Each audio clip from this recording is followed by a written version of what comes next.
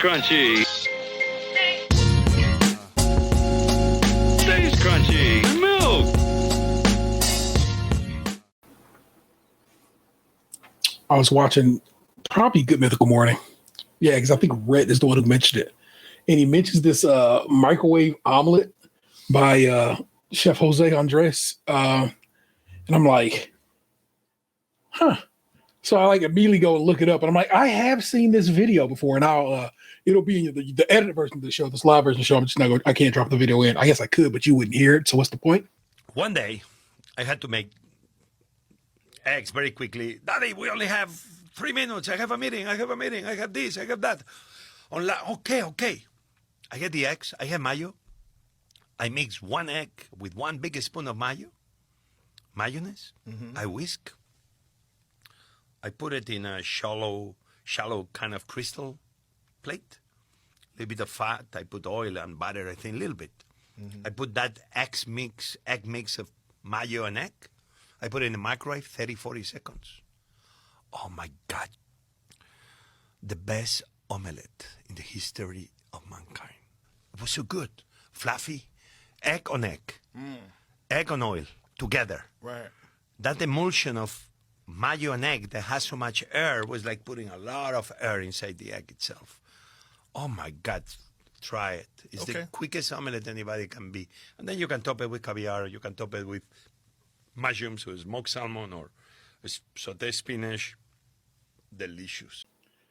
And it's like, seriously, 2 ingredients and some fat for the container you're going to microwave the thing in.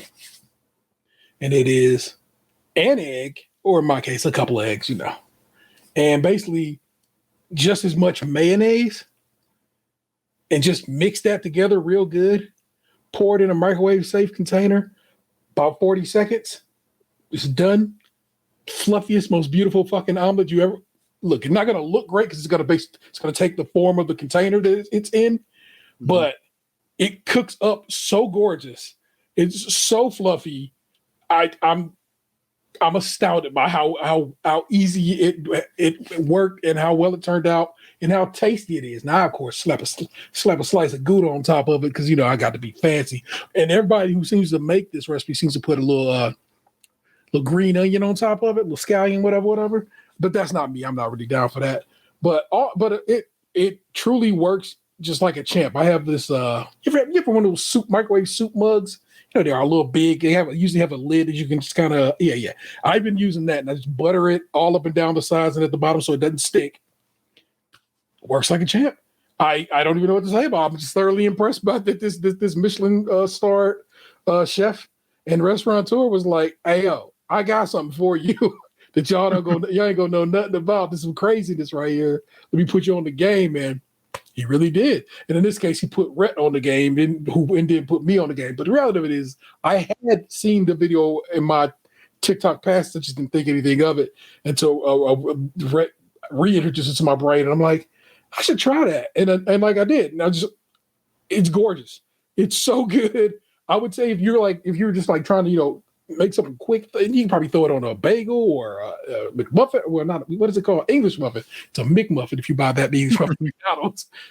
But if you were so inclined, get down with that, y'all. And of course, I'm not saying you double the time per egg, but I have tended to do that. So like if it's 2 eggs, I do 80 seconds. What is that, minute 20, you know what I'm saying? And so forth. And it works. It cooks them. They're not wet like your egg experience at a Golden Corral the other week. So it's a good cook. It looks relatively nice. You know what I'm saying? And I guess if I had more intensely yellow yolks, some eggs have it would probably be a darker coloration. But the mayo is what really kind of lightens it up because you're mixing mayo. And I bet you if I use Kewpie mayo, like that good MSG mayo, because I got Duke's, but man, that probably would be good. That'd be real good. I find it to be, like I said, tasty as all get out. So I just was like, oh my goodness, what a weird thing to come up on. But I mean, what recipes, if anything, if you come across on the internet, you're just like, for real? And then it worked or anything like that there, if you have. I haven't tested any of that stuff, but I do find those videos fascinating. Same.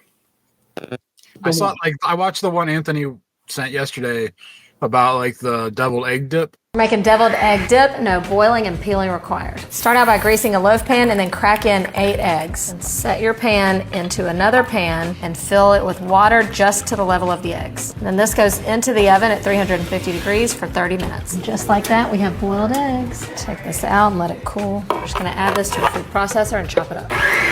Now we turn it into dip. In goes some mayonnaise, and then half a block of cream cheese, and this is what takes it from egg salad to deviled egg dip. A little Dijon mustard, a little Worcestershire, some Cajun seasoning, and some relish. I'm using sweet relish, but you could use dill if you want. Add in a little green onion and then whip it up. Transfer it to a bowl, cover, and refrigerate for at least 2 hours. Once it's chilled, this is how you serve it. Add it to your serving dish. You're trying to mimic the deviled egg. So for us, it's always a little bit of paprika, maybe a little bit of green onion, but my grandmother, my mom always put a slice of green olives with pimentos right on the top of each deviled egg. So I'm gonna top it with olives also. Chop them up so everybody gets a little bite. Those olives make it. It's all the enjoyment of a deviled egg with a fraction of the work. Sign me up. And I sent it to my. You didn't watch it?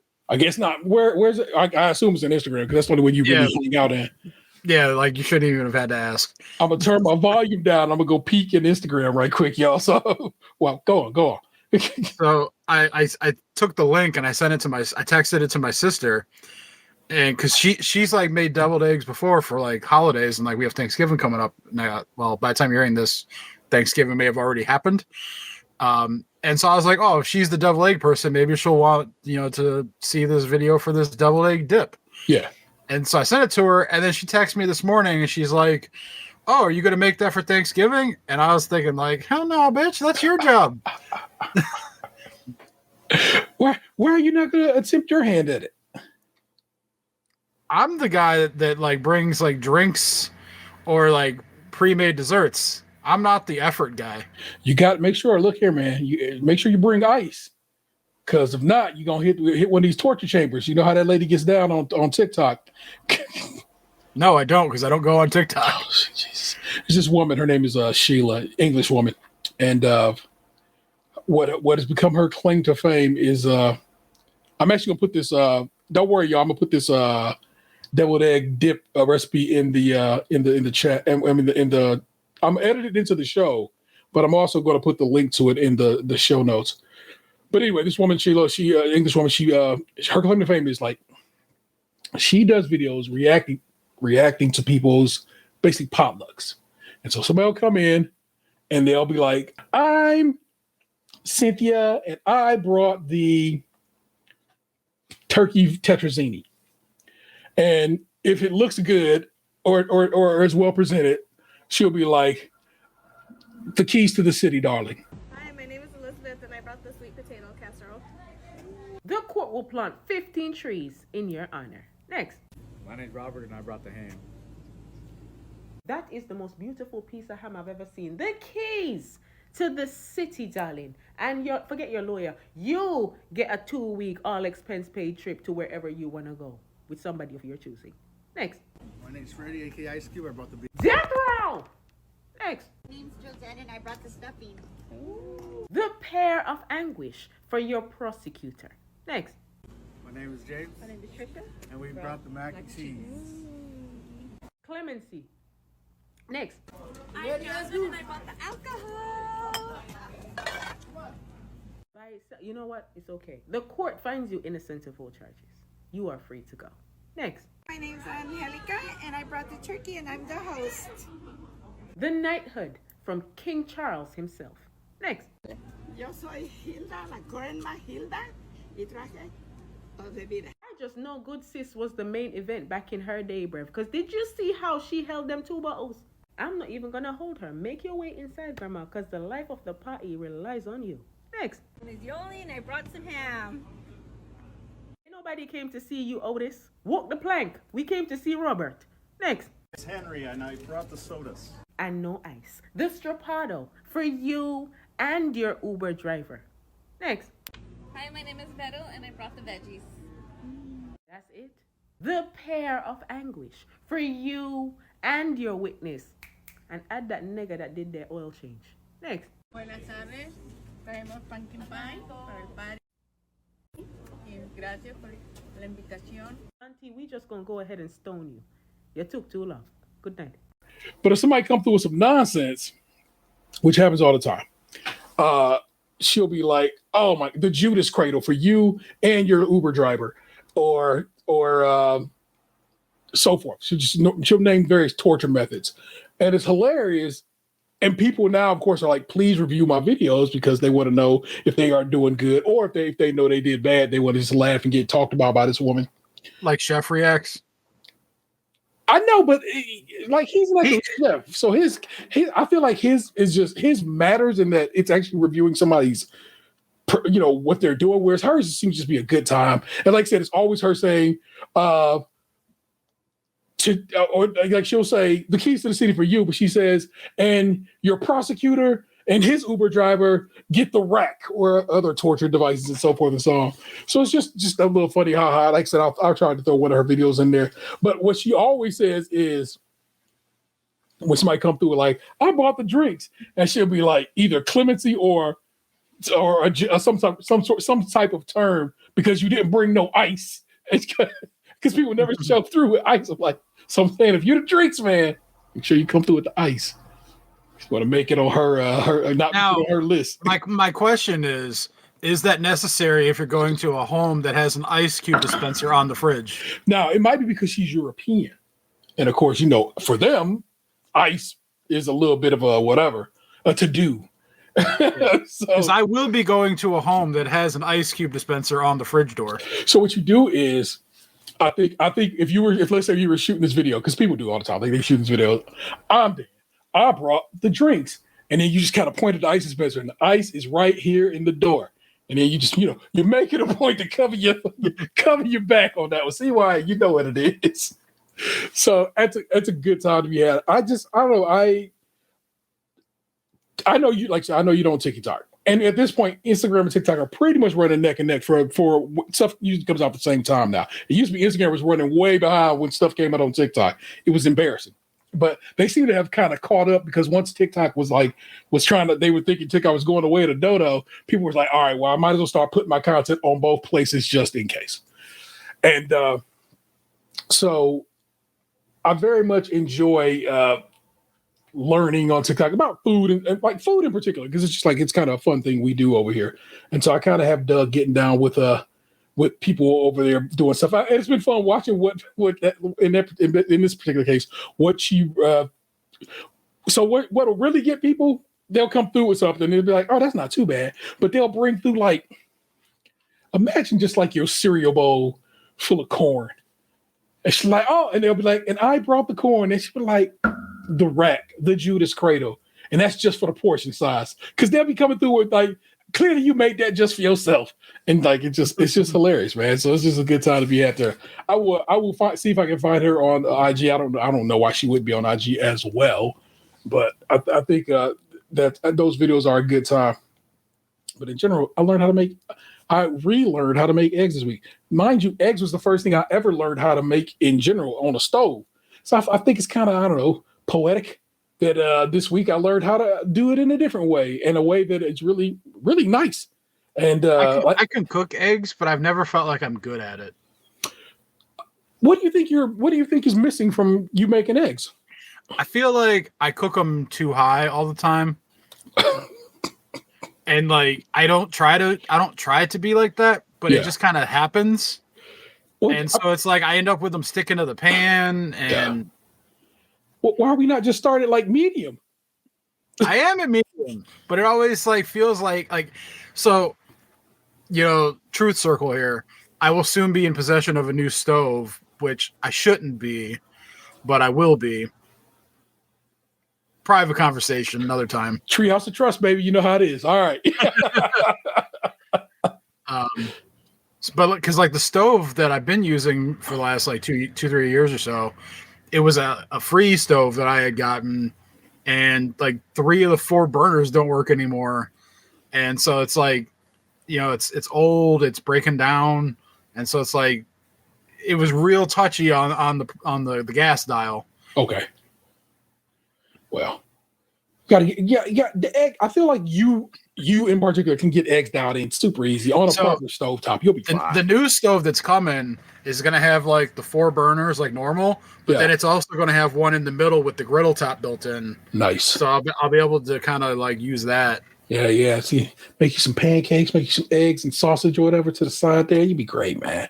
It's gonna be lovely. Yeah, you know what you're doing wrong. Just turn the heat down a little bit on a stove that can actually have its heat turned down, and you'll be fine. How do you like your eggs? I know you said you're a scrambled eggs at last week at the buffet, but I mean, in normal, what kind of eggs do you enjoy? I like sunny side. I like over easy. I like scrambled. Like, I just really like eggs. Yeah, same. But like, if I went to a restaurant and they asked me how I'd want them, I would say sunny side. You like dip eggs like I'm runny? I like cracking the yolk open and having it go everywhere. Yeah, runny. It's, dip eggs is what Vanessa calls them. I don't know if someone else calls them that. So, because she dips her toast in it. Yeah. See, I'm not like really a dipper per se. I just like letting the shit get everywhere. The only problem that comes with that is if I don't have a spoon, like if I just have a knife and fork. Yeah. Because I have the beard, I end up sometimes getting egg yolk in my beard, which is no bueno. Yeah, true indeed. I like a ever so slightly just nearing hard of yolk on burgers. I'll go to places sometimes they'll make them a little runnier than I'm like, but it's like I'm like I'll be okay. I don't freak out about it like some would, but I'm not. I assumed that like you would be someone who would be like have like salmonella fear or something. No, I'm far too old and have eaten too many things with raw egg in it to worry about that. Plus, salmonella actually more likely comes from the flour than the egg. Just need you to know that, people. Your flour is what's going to get you in this problem, which is why they say don't eat raw batter. Flour is weird. And so that's why we cook flour a little bit when we're doing things with it, or baking. Of course, we bake it, but that's more of the reason why you shouldn't be eating raw of raw batter than the eggs themselves. The eggs are usually just fine. We have real clean eggs in this country, and if you don't, and I guess like I said, you want to be worried about it, you can, but you'd be wrong to because it's an unnecessary fear or concern. Flour, that's gonna get you. That's how they get you. So no, I'm okay with that. You know what bugs me though? And this is where I would be worried about it.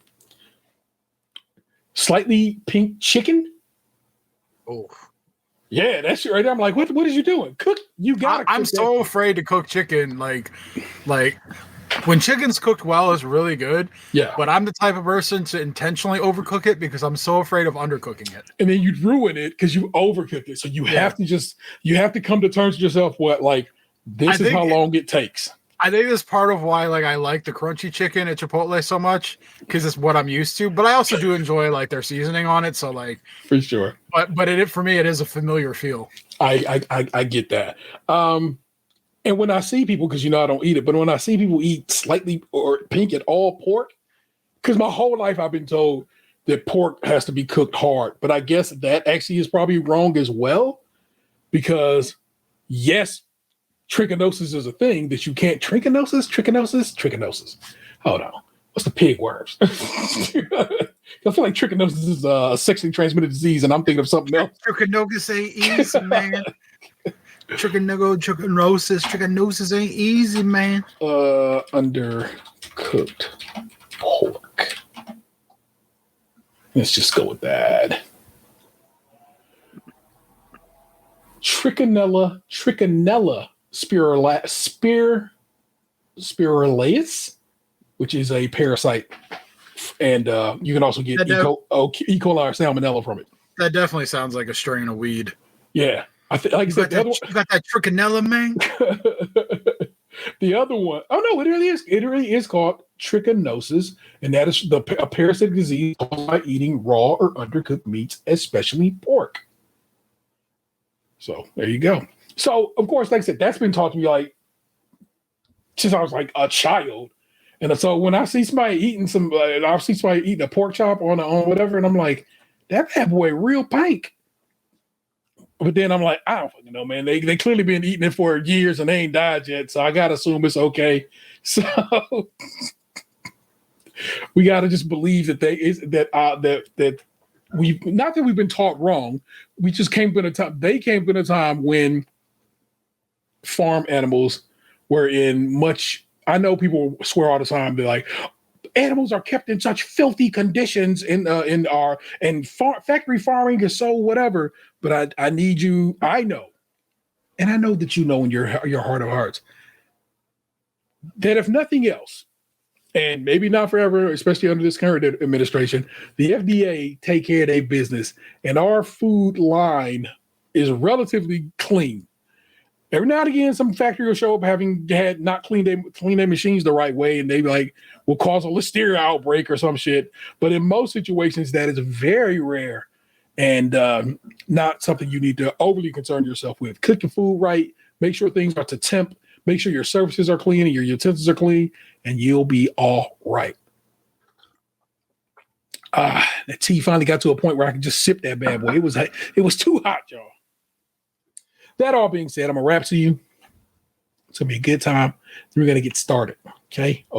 So let me pull up my show notes here. I'm also gonna sing to you a little bit, so don't trip. It's not gonna sound great.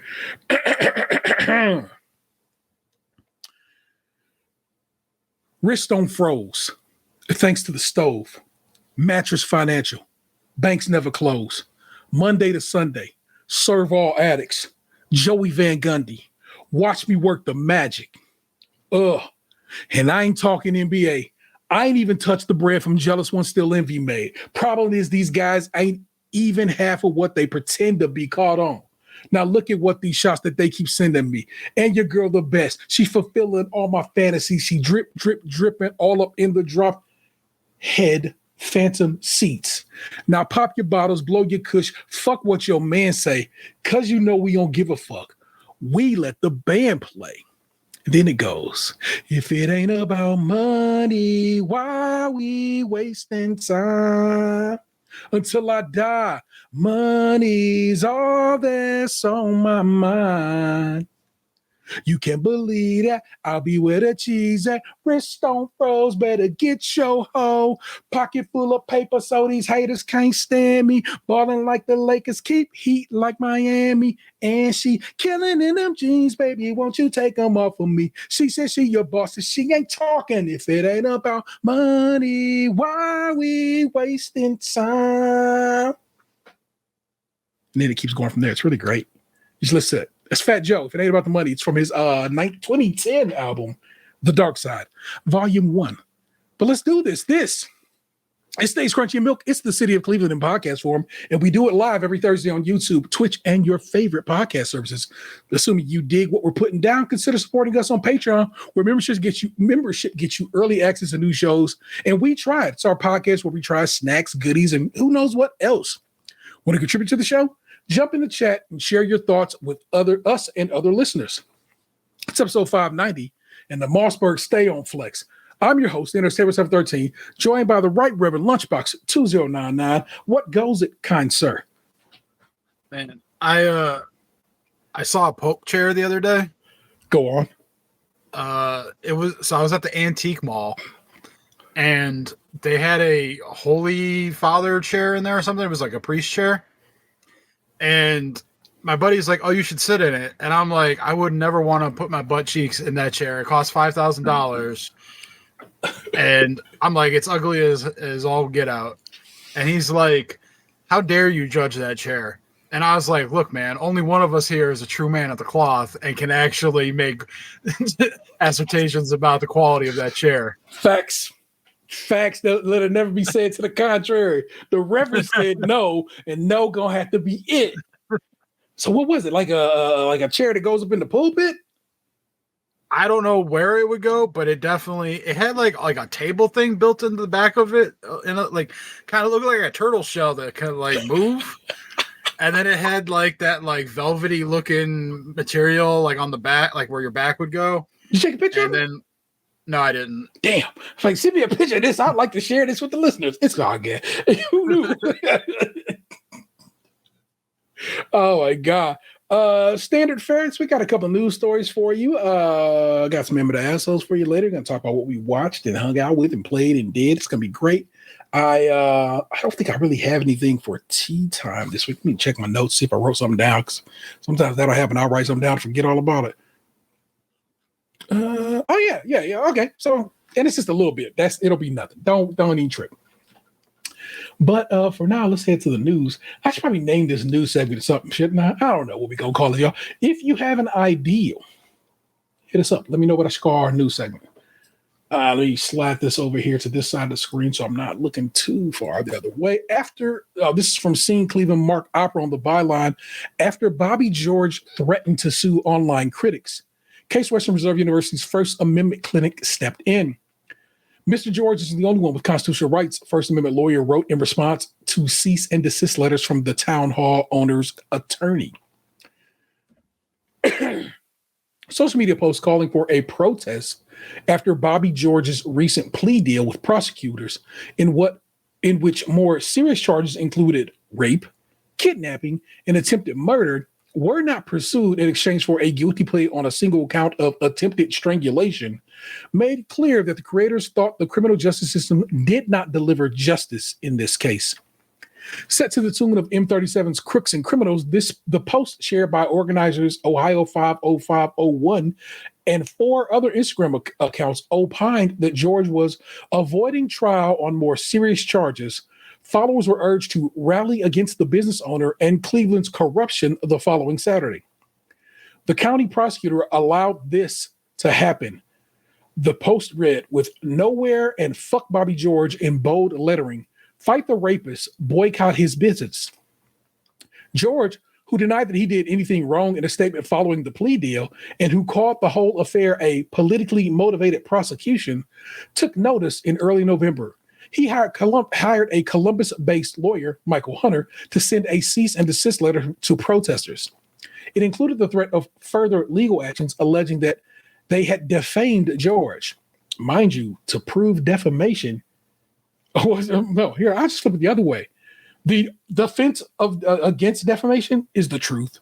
And in this case, we know what the truth is.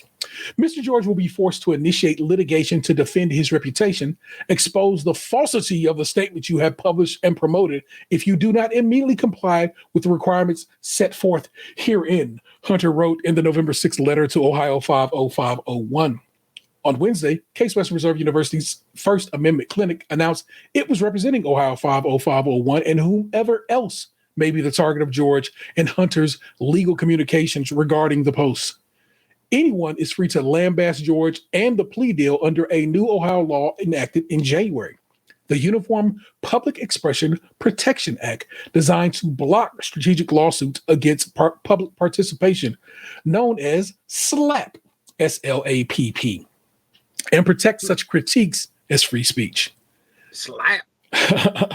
Just like speech that gave George free rein in his sentencing statement to criticize far-left county prosecutor Mike O'Malley, Mr. George is the only one with constitutional rights. Andrew Geronimo, a First Amendment attorney and head of the clinic, wrote Hunter in a letter sent Wednesday morning.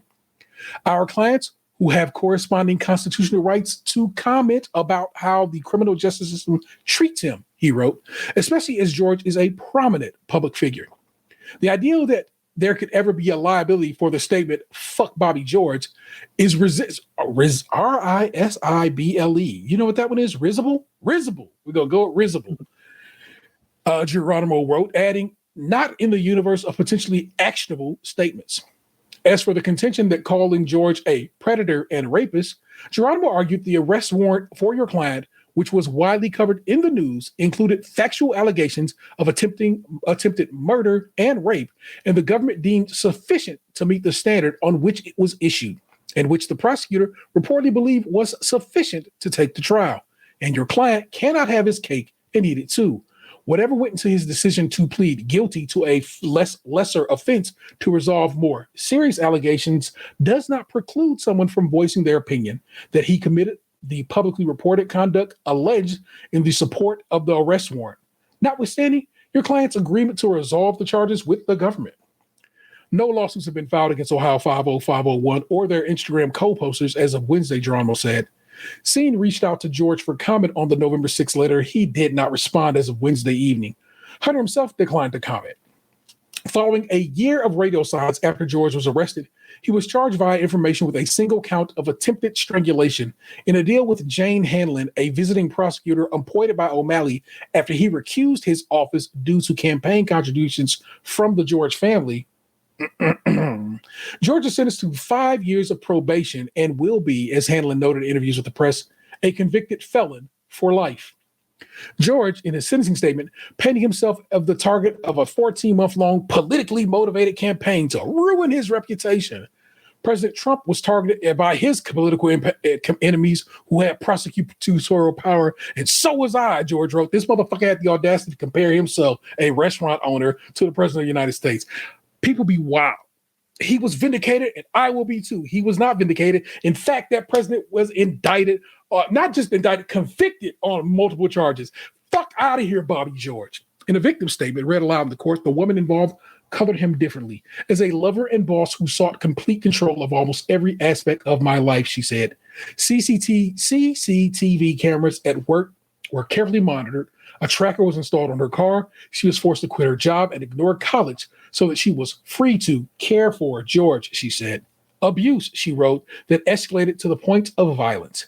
It began with yelling, calling me derogatory names, and breaking things. Not long after, he began pushing, shoving, and pinning me to the ground, then knocking me in the mouth and pulling my hair, she said.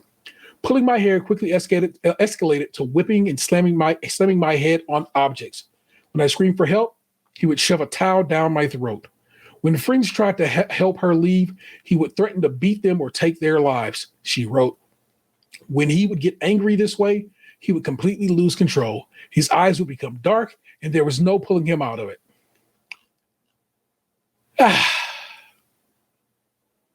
I mean, that's the easiest fuck you ever. Plus, like I said, it's the truth defends against defamation. It's not a defamatory statement to say Bobby George is a shitty dude and you shouldn't be going to his places of business or supporting him as a person. And that's just that. Okay, thank you. That's how he gets down to get down here. If you went to fucking Bobby George shit recently, damn it, Box, get out of that bullshit. Stop that. I may or may not have eaten that Hairy Buffalo like 3 weeks ago. I did make fun of his court case, though, to the bartender while I was in the establishment, and she seemed to not like him either, if that matters for anything. I assume you were the one downtown when you went to the Hawks game. That is correct. You nailed it. Yeah, for sure. And I didn't pick it. I was just, I was dragged there, kicking and screaming. Fuck that dude. Not first time we've discussed him on this podcast before. You know what it is. We told you don't go. We have asked you not to support him because, like I said, trust when I tell you, I know people who know people, and they've been told me a very long time ago about that dude. Again, truth is what you can use to beat back defamation. Piece of shit. You know, I like to get down a little bit of weed news, and because I like to keep y'all up on what's happening in the Buckeye State with regards to it. Megan Henry on the byline, the Ohio Capitol Journal, is the source of this article. The Ohio House passes bill that would ban intoxicating hemp products, revises state's marijuana laws. Now, I've been talking to y'all for forever that they want to change the weed laws in this state from what we, the people, 57% of the people who voted for it. But oddly enough, it didn't get too reckless. I think people was on this shit and was like, look, man, y'all got to chill with this bullshit and leave this law be. And they pretty much left the law be enough. And also, until it passes the Ohio Senate and the governor signs it, it's nothing. It's a bill. But let me tell you about it. Ohio lawmakers passed a bill early Thursday morning that would ban intoxicating hemp products and make changes to the state's marijuana law. The Ohio House voted 52-34 to pass Ohio Senate Bill 56, sending it to the Senate. Ohio Republicans Tim Barhorst, Thaddeus Claggett, Levi Dean, Jennifer Gross, Brian Lorenz, Jason Stevens, DJ Swearengin, and Michelle Teska joined the Ohio Democrats in voting against the bill, and one against the bill around 1 a.m. Thursday morning. That was literally this morning, y'all. The House vote took place after the bill was originally scheduled to go to a conference committee Wednesday morning, but the meeting did not happen until just before midnight Wednesday. Ohio State Senator Bill DeMora, Democrat of Columbus, offered about a dozen amendments during the conference committee, but none of them were adopted. The Ohio Senate has a session scheduled for December 9th, and Ohio House Speaker Matt Huffman, Republican of Lima, said he is confident the Senate will pass the bill. Is it Lima or Lima when it's the city in Ohio? Lima. Lima. Okay. Lima is in Peru. And sorry, I'm used to that version of the word. Lima, like the bean. The Republican lawmakers on the conference committee said a lot of accommodation had to be made. We were so close that things came together, and we did not want to walk away from being so close with where we're at. There's too many W's going on, said Ohio State Senator Stephen Huffman, Republican of Tip City. I think we came to a good compromise. Tip City. Tip drill. Tip drill. City, bitch. Tip City, bitch. Huffman introduced the bill in January, and the Senate originally passed the bill in February, but the House made major changes, most notably by adding intoxicating hemp regulations. The Ohio House passed Ohio Senate Bill 56 in October with bipartisan vote, and the Ohio Senate voted unanimously 1 week later to concur with the changes made to the bill, sending it to conference committee. After the bill was sent to conference committee at the end of October, changes were made to the hemp at the federal level. If you didn't know, when they passed the bill that reopened the government, they snuck in a provision that basically says makes hemp THC, not all THC, but hemp THC a Schedule 1, and that they have a year to get their shit together. Basically, they're saying it gives them a year to basically come back to the Congress of the United States and be like, how about this? And so they have a year to get it together and figure out what they're going to do with like hemp drinks and stuff like that there in the country. But this is what the great state of Ohio is saying about it.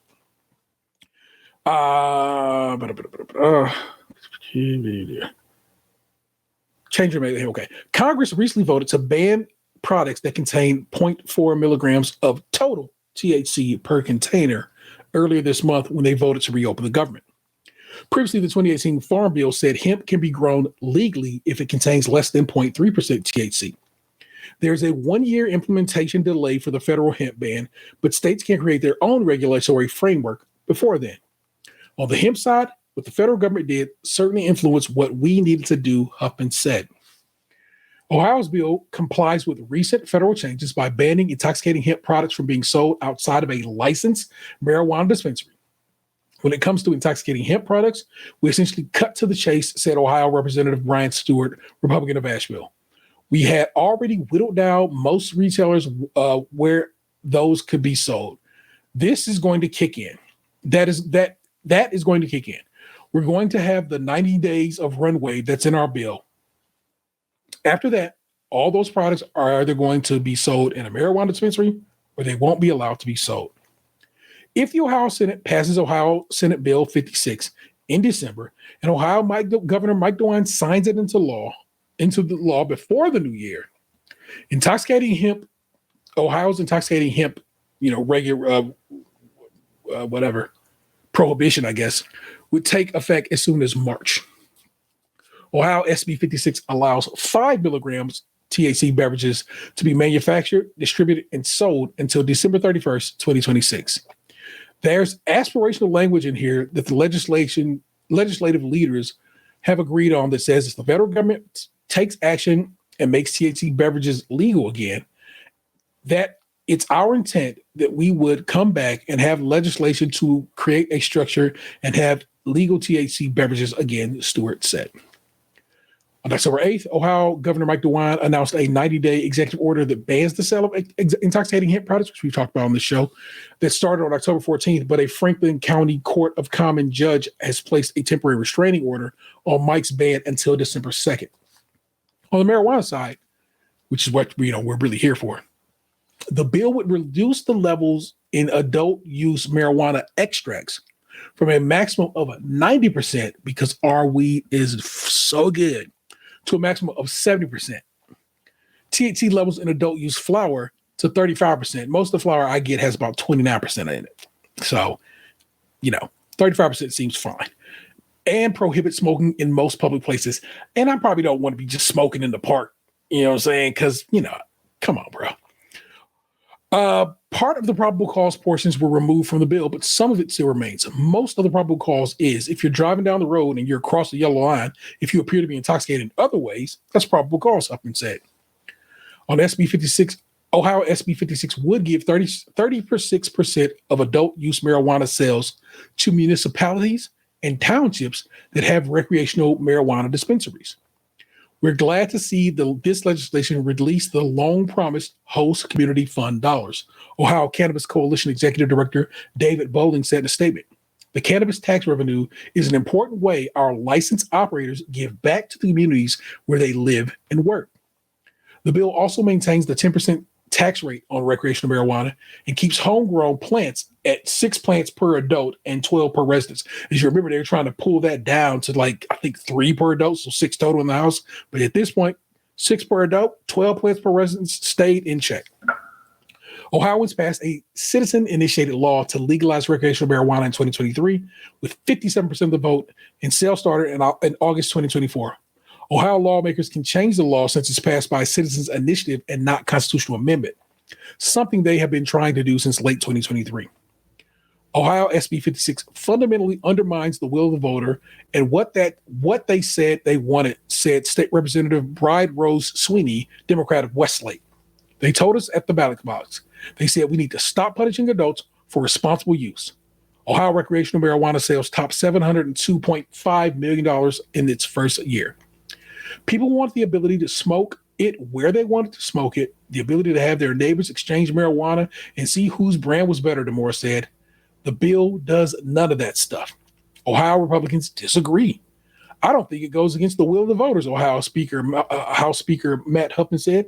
You can say we got 57% of the vote, but is it the will of all people that you're allowed to smoke marijuana cigarettes while you're walking into a Cincinnati Reds baseball game? I don't think so. Buddy, no one wants you smoking as you walk into a sporting arena, and no one was going to light up a blunt or a joint going into a fucking baseball game. It just wasn't going to happen that way. You're just a liar, Matt Huffman. But all of y'all motherfuckers are. So piss off, Ghost. Anyway, that's your news for the week. The links to those will be in your show notes. I normally don't read you all of it, but like I said, that was one there where I felt like you needed to hear the whole shebang. So that is what's up. But now it is time. I hand the reins of the show over to one of its founders, and that is this guy. And his segment is called Storytime with Lunchbox, and it starts with this lovely bit of a good time that I've yet to get sick of. So, I hope it's like the Wonder Years where you got me playing in the front yard by a white picket fence, and then me looking lovingly into my crush's eyes as I kiss for the first time, and then all of a sudden I'm getting on a boat to war. And then, I thought it would involve books in some way, story time, but damn. Wow. Yeah, I guess reading Rainbow works too.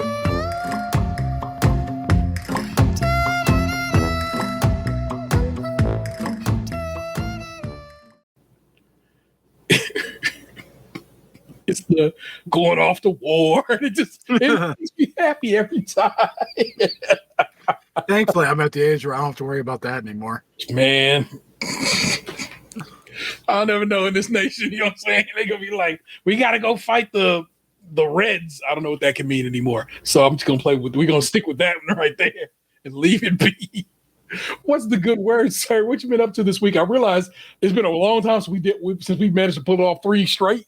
You know what I'm saying? But I was hoping to record all of November with the exception of next week, which of course is Thanksgiving. So this will be the episode you get on Thanksgiving. So you can listen to this while your uncle complains about the Epstein files, I guess, and how somehow what we used to call pedophiles aren't pedophiles anymore because they like 15-year-olds, not 8-year-olds. Is that the line now? I didn't realize that it changed. Yeah, Megyn Kelly used to be on Fox News. Remember, she left Fox News because one of them dudes was trying to fill on her over there, and then she got hired by NBC, but they hated her over there, so she ended up getting shit came from there, but she sued and won a lot of money from them. She does basically a show in her basement, and I'm not joking when I say that. That's not said to be disrespectful. She has a studio in her basement. She does a show from there. I can't be hating. I'm literally doing one in my basement right now as we speak. I know, live and in color. I don't want people assuming I'm talking greasy. But I am talking grease in that she was like, it's not like he like 8-year-olds, he like 15-year-olds. This from a woman who has a 14-year-old daughter. So I'm just like, is this what we doing now?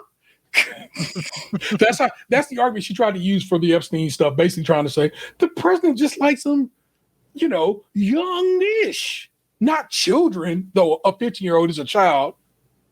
So they just be wilding on that side of the aisle, bro. So can't call it. We'll not be able to call it. Sir, it is your show. My apologies. Have it. Hey, it's all good. We're all learning stuff here.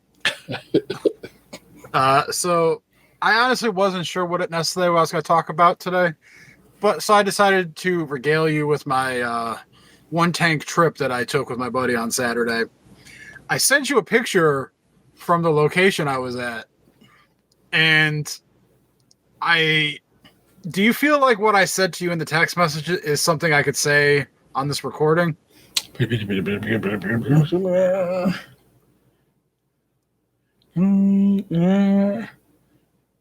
That's just money. Let me jump over to the other one.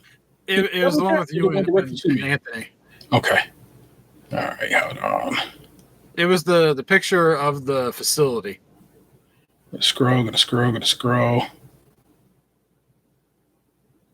Oh yeah, that's definitely yes. You can say that because it's a factual statement. And again, the truth is defense against defamatory statement, y'all. And this is a truthful statement my man is saying.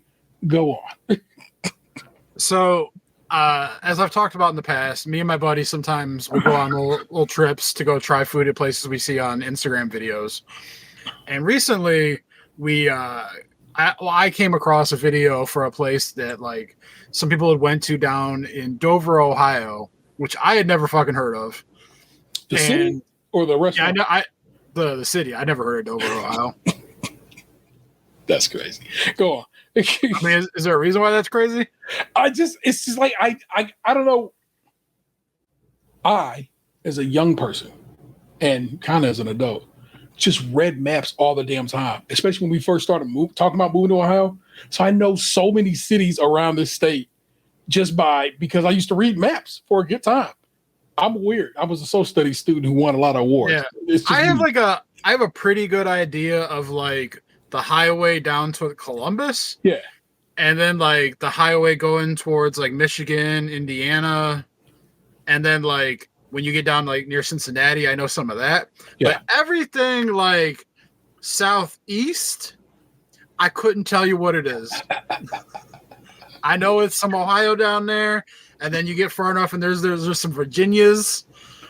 But it's kind of Dover's, Athens, all them cities over that way in the southeast portion of the state, right? Isn't Athens like off of the highway, like off 71? I'm just saying, like, if I were to pull up a map, which I'm about to totally do, you keep going. Like, you were the one that was saying you're Mr. Map. Like, what are you asking me for? I thought you'd have this shit memorized. No, I'm saying I thought you could tell me longitude and latitude and everything. No, it's why I know city names. That's all I'm saying. I know city names. Oh, I thought you meant like you can Carmen San Diego that shit. Ooh, no. Okay. Well, I apologize then. Well, anyway, so we went down there, and the place is about like an hour, 15-ish minutes away from my house, depending on speed, traffic, and whatnot. And as soon as we got like into the area it was at, I was like, okay, so this is like small town. It's gonna be white people around here. Like I could already tell. Like this is a white people place. And sure enough, it held true. It had like that like town square kind of feel about it, where like the little shops and stuff with like the street parking in front of it. Like back in the day, how people put their horses in front of the shop. Yeah. Now it's cars. It was that, and the restaurant, like we go inside and like all the booths and stuff were kind of taken. So we ended up sitting at the bar and we were talking to the bartender, and he said that the place used to be a bakery, that like they've only actually been a restaurant for like about a year now. And like the way that the restaurant was kind of like advertised, I felt like it came across in the advertisement as like, oh, this has been here forever and this is what they do and yada yada yada. But no, The place has been there for about a year, and the guy who owns it based it off of stuff his grandmother used to make, or memory of her or whatever. So it's kind of like a memorial of sorts, not an actual historical place. I mean, technically, the facility itself has been facility, there. Yes, but not the restaurant. Yeah. So the picture that I was alluding to when I was asking T earlier, when we first got there, I had drank an energy drink because I actually did 2 hours of overtime for work last Saturday morning before my buddy picked me up and we went on this trip. Yeah. And so I had drank, actually I had drank one of these. The Ghost, what flavor is that? Orange cream. Okay. And so, I had to do a caffeine tinkle when we got there. All right, tell me where Dover's at. I'm trying to find it on this map here. It is, let's see. We're here. It's right above New Philadelphia off 77. All right, 77. It's literally next to the 77 logo. Dover. Right there, guys. You see Dover? Oh, you know what? I'm circling on the wrong map. I got to circle on this side. There is Dover. And we're up here in the general Cleveland area. So, you know what I'm saying? What'd you say it was? Hour and 20? Hour 15? It's about an hour and 15. Okay. There you go. And so when I'm saying Athens, I think right down here. As you can see, it's way down here. That's what where I think when I think of Southeast Ohio. That's kind of, I don't know if it is the big city, but it's the city I think of when I think of Southeast Ohio. And Athens is the city I think of. I think like Joe Burrow was from Athens. Yeah, see, everything in that Southeast quadrant, I couldn't name any of those fucking places. Basically, this part right here, if we're going to cut the state into a fourth, Yeah. Yeah, same. Like I say, I'm aware of just aware of the names, you know what I'm saying? But I'm not fully hip to the whole situation. I am myself, again, just like you, more of this kind of situation. When you're on 77, once you hit Canton, anything south of Canton, couldn't tell you. And then when you go down 71 and you hit Columbus, anything to the east of it and anything directly south of it, couldn't tell you. But there you go, people. You've learned some Ohio geography. Basically, if you took the state of Ohio and you cut it in half diagonally, I knew everything kind of in the upper left half, not the bottom right half. Yeah. I moved the whole damn thing, y'all. My apologies. So basically, box can go if you slice in half, start up in Quantiot, all the way down to Natty. But if you move the line down a little bit, like where Warren Youngstown is, that's where the line would have to start. Because I kind of know the things above that because I go to Pennsylvania and Buffalo and stuff sometimes. Oh yeah. So okay, we do know Quantiot, Nashville, and the like. But like I said, this little section is pretty tight. We good on it. I'm just saying because that's Youngstown, and Youngstown is pretty much when you're going to Pittsburgh. It's like you gotta. In fact, you have to. As you can see, the only road down this motherfucker take you right there. And all right, so two cities I know in this eastern tip of Ohio, East Palestine, because that's where the train crashed last year. And then last year? It might have been the year before at this point. It's been the last year and a half or so. Yeah. I remember I was in the hospital. It had to have been about 2 years ago because I was in the hospital when it happened. Yeah. And then Steubenville for bad reasons because they were in the news years ago. And they call it Stupidville. And I know about Steubenville because somebody who was associated with the Wu-Tang Clan, they thought was running guns through Steubenville. The news made a point to say this person associated with the Wu-Tang Clan. I'm like, what does that mean? Does he know, the RZA? What do you mean associated with? They just wore their concert shirts all the time. I guess the fuck so, man. Yeah. Well, I guess now you could add Dover to the list of cities that I know on that part of the map. But so the picture that I sent to T and Anthony, I go into the bathroom there to take my caffeine tinkle, and I was actually really impressed with the cleanliness of the bathroom. I'm gonna find y'all this picture. I'm gonna try to get it taken care of so y'all can see it. So I go to, but I want to send it to myself so I can share it on the big screen here. Yeah. So I go to wash my hands and I walk up to this sink And my immediate thought was like someone from a movie in my head going, "These is white only pies." Oh Because my like that's god. that's like the imagery that I imagined. This like this sink at one point or another probably said whites only above it. Was the vibe that it was giving off. And I was like, man, I wonder if the rest of the restaurant is like this. Because at this point, I hadn't actually seen the rest of it yet because I kind of jumbled up the story a little bit. I went to the bathroom before I sat down. So we ended up talking to the bartender after I already tinkled. But yeah, I was like, man, if this is a sink, I wonder what the rest of this place is like. Because that's why I thought this place was like an old restaurant. But apparently not. No. So we ended up ordering 2 different Detroit style pizzas because that's why we went there. Yeah.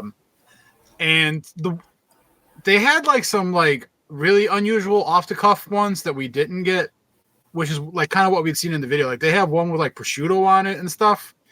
And so like we kind of stayed more towards the basic where we got like a pepperoni one that came with like jalapenos and hot honey on it and ricotta. What do you think about this hot honey on pizza trend that seems to be going everywhere right now? I love it. I think pepperoni and hot honey go together splendidly. Fair. And then we got a sausage pizza that had like ricotta and like some sort of like arugula mix on it and shit. It was weird because like the arugula you could tell was kind of like added in post because like. Well, like you know, when you heat up vegetables like spinach and stuff in the like in an oven, they kind of wilt and char up and shit. But this stuff like didn't have much like cook to it, so I was like, all right, they definitely kind of sprinkled this on after the fact. So tell me this ain't a whites only sink. Yeah, I mean, look at that shit. That sink definitely saying whites only. At some point, I'm telling you. Man, this is not wrong. That garbage can look like it's been around for a little bit too. Yeah, they definitely tried to like put this shit into like a time capsule. Jesus Christ, that's it's weird to me though too how they kind of like tried to like colorize the sink and then it's like chipping away. I can smell that bathroom, bro, based on that linoleum floor and that garbage can. You would think so, but like I said, it was clean in there. Oh no, I'm not saying it has a funk. It has a smell that's a place that used to have remember they used to have the powdered soap dispensers? No. Oh my God. It'd be a soap dispenser. It was kind of shaped like a hot air balloon, right? And you'd push it and like a powder would come out, like a powdered soap would come out. That's what you have to like lather to like get it to do its thing. And basically, yeah, just basically crispy and crunchy. You had to get it with a little water first. And yeah. And I kind of remember that being a thing in Beverly's back end. I'm old, man. I'm like, well, I'm only 10 years older than you, but I know. But them 10 years could be doing a lot of work, you know. If you know about powder soap, again, let me know. I like comparing notes. This is like when I learned about Tussie. Powder. I'm gonna look up powder soap dispenser. You're gonna be like, I've seen that before. Maybe just it didn't have soap in it. Well, so and then I got ginger beer. I was like, I'll be honest, I was kind of shook when I sent you the picture of it and you were talking like you had already had it. I was like, damn, has this man just had every ginger beer known to man? I have. I really have. I've been trying to find. So, okay. So, you know, Goya CEO is one of them Trumpers. So I was just like, I'm not trying to support Goya no more. I kind of came around on this in that most of it, in fact, most of their employees actually have been like, fuck our CEO and his bullshit because of this.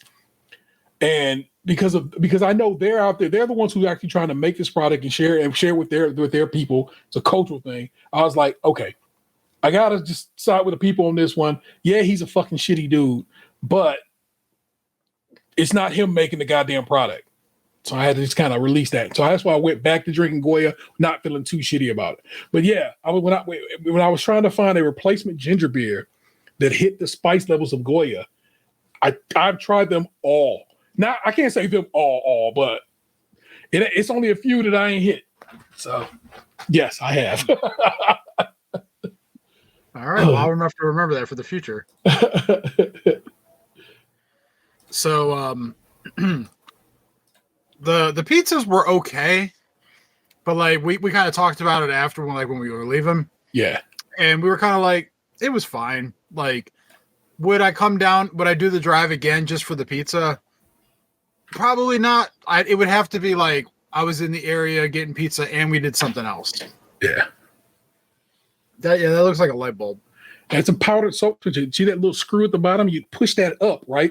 And it would lift something else that was in something up that's in the distributor. And they said the powdered soap would fall around the sides of that and into your hand. Yeah. If you know, you know. And if you know, let us know. I can say with absolute certainty, I have never seen one of those in my entire life up until this moment.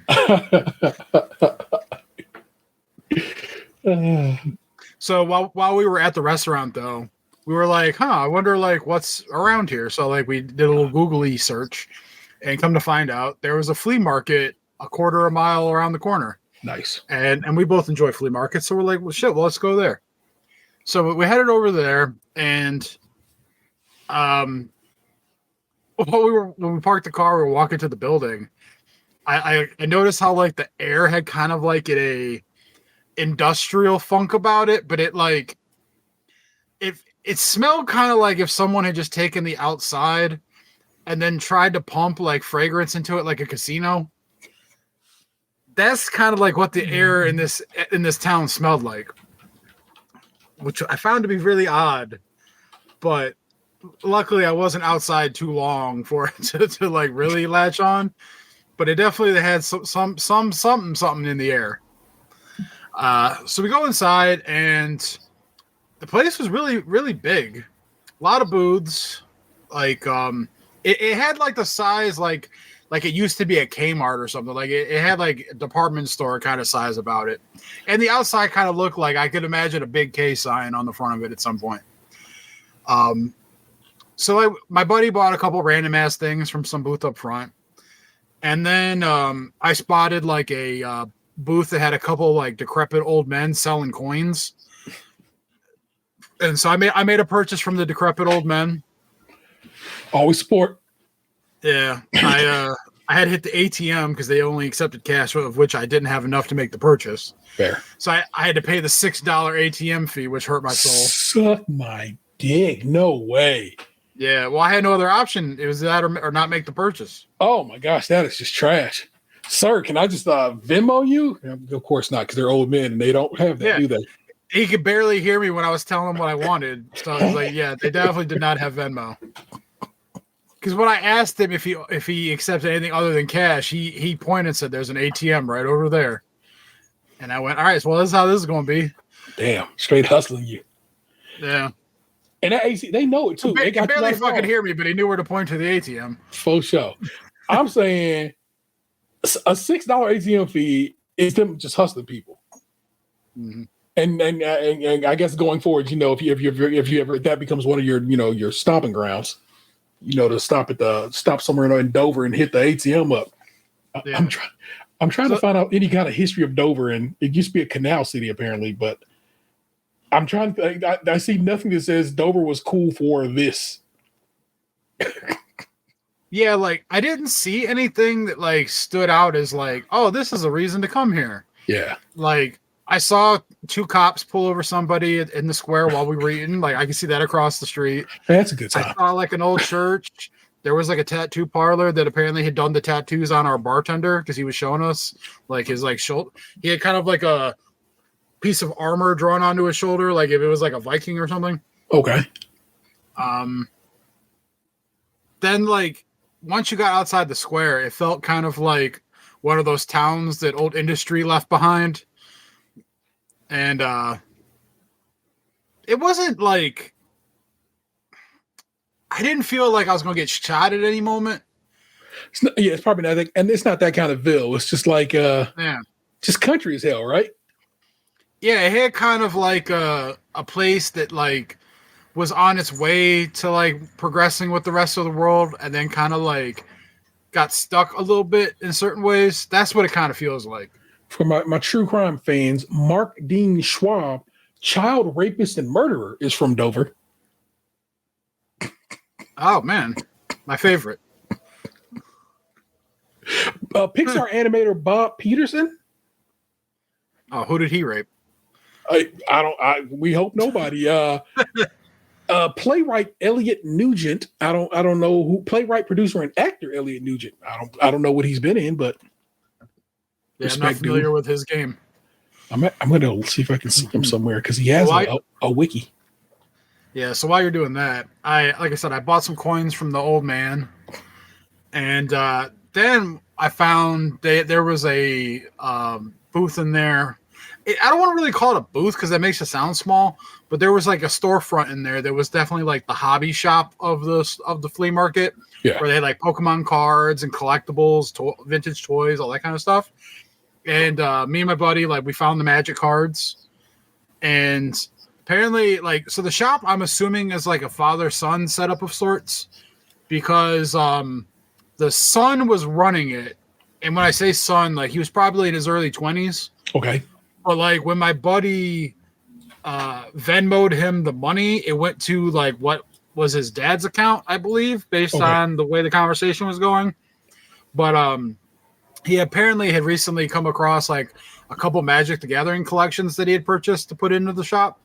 And I'll just say he was charging really good prices for a lot of the stuff because I ended up spending a bunch of money with the kid. And he gave me a deal on top of it I didn't even ask him to.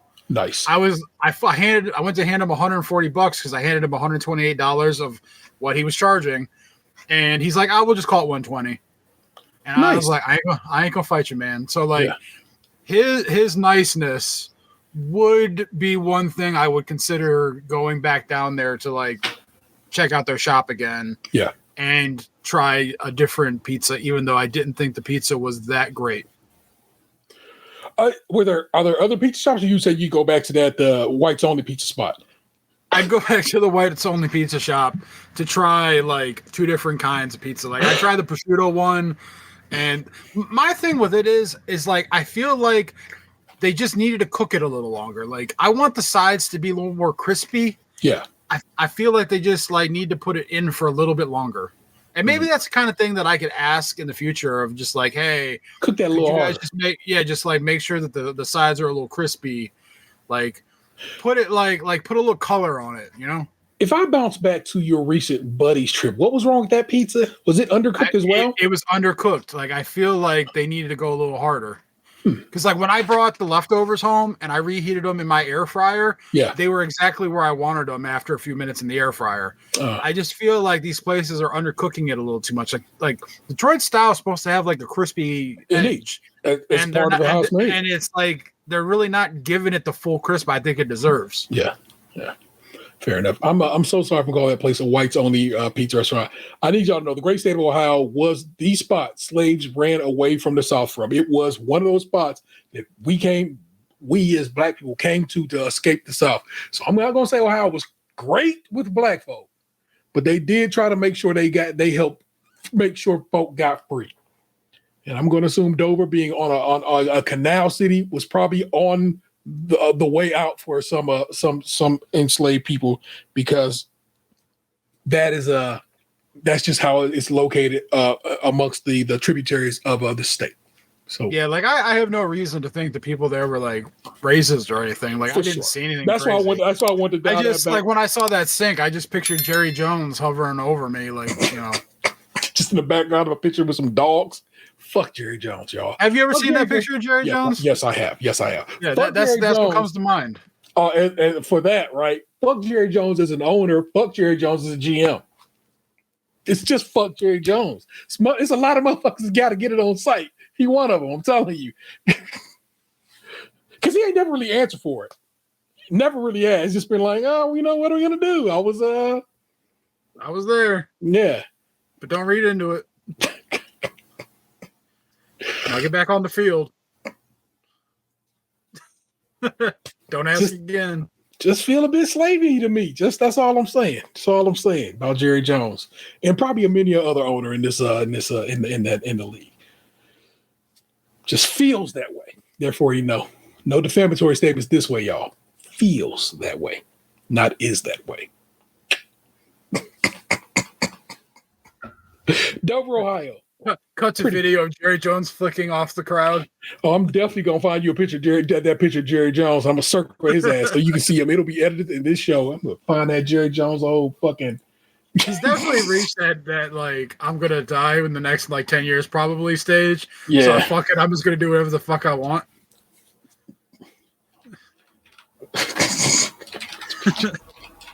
Yeah. So to round this story out, we ended up stopping at an antique mall, more back towards like the Homestead, and I had never been there before.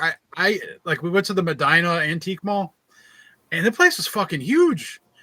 We walked around in there for so long that like I was gassed by the time. Like I was like tired.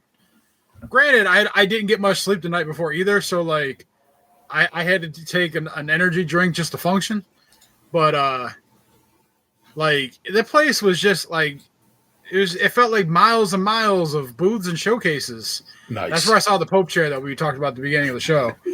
I didn't end up buying anything there, but my buddy bought like a painting of sorts for his bathroom, and he got something else too. I forget what it was though. Oh, he bought a pack of Pokemon cards. It was an unopened pack of Team Rocket from like 2000 or whatever. Sick. As you can see, that's Jerry Jones trying to prevent children from entering a school in Little Rock, Arkansas. Right there.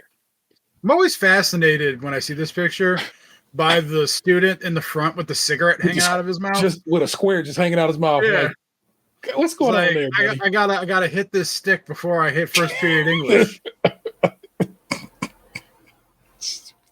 Old man back here in the cut here, you know what I'm saying? It's like, what's that? Is that an old man you think or a blonde student? I feel like that's got to be a teacher, right? I don't know. I can't call it because he's looking the direction he's staring. I wonder if like there's a way for AI to colorize this photo. Well, you know how like they do the videos now. Yeah. I wonder if like there was a way for an AI to like run through this and like color it. Because I kind of want to know what color the polo is that the cigarette kid's wearing. I feel like it's orange. What do you think? Immediately, I think these are orange stripes here. I just don't feel like orange with white would be a good polo color. Like light blue. It'd have to be like, like some sort of blue with white. Okay. I gotta say though, like fashion hasn't changed much over the years in a lot of ways. Like just jeans and polos, still to this day. Plaid shirt, little button down joint here. Yeah, you know what I'm saying? Just button downs all around. The collar, I think it's the collar difference here. You can kind of tell, but yeah. Man, look at the cameraman. Like he's got this giant metal shoulder strap thing. It's somebody assisting him with it. Like literally, you know what I'm saying? Because it's too much. It's a lot of camera. So, and look at that microphone. It's kind of like a snowball mic. Look. Oh yeah, shit. And then like, is that like a student with a camera taking video of a camera? Good question. I don't know. But maybe just another cameraman shooting from the other way, so you can have both angles. Because that's just like and then there's a Polaroid camera behind Jerry Jones's head, like in the circle, like where the circle's at. Yeah. Kodak probably, not Polaroid, right? If we were arguing points, like you know what I mean, like and you know, I do have to give it up to the whites in this photo. Some of them have the flattest like haircut top, like just precision. Like the kid behind Jerry Jones, whose head's covered up by the arm, like that side buzz, full on, like just perfect flat. The kid with the cigarette, like his head was just that like right, like head, like yeah. Like you can set a level on that motherfucker, right? Look at my man. Look at my man, the cameraman. Look at that Brill cream or whatever. You know what I'm saying? Popping off. They all fucking like when I was in school, man. It was like going to be a gamble if I even bothered to shower that day. I showed up every day with a hoodie on, looking tired. They came ready to racism this day. Ready to racism is indeed your show title. It cannot be anything but that'll probably be your show art. This picture right here as well. Ready to racism. Holy smokes. Well done, sir. Well done. I had a shitty title for this week's episode. I was very unhappy with it, but I was just like, I got to do something. I got to get this show posted. Ha! Ready to racism. Oh my gosh. Let's just right click and save image as so we can have that contained already, y'all. Thank you so much. I'll have to go back looking for that. That's a done deal. And then I'll put some writing on it. And guess what? It'll be our show art. Love it. Love that for you and me. It went from, I was saying I was going to edit it into the show to now it's just going to be the show. So that's for, where was that? You said it was in Medina? The little mall, whatever? Yeah. Antiques Mall? Yeah. Pope Chair Antiques Mall is also a pretty good title. I just want you to know. Pope Chair Antiques Mall, Pope Chair. Antiques Mall is your alt title. Antiques Mall, Pope Chair.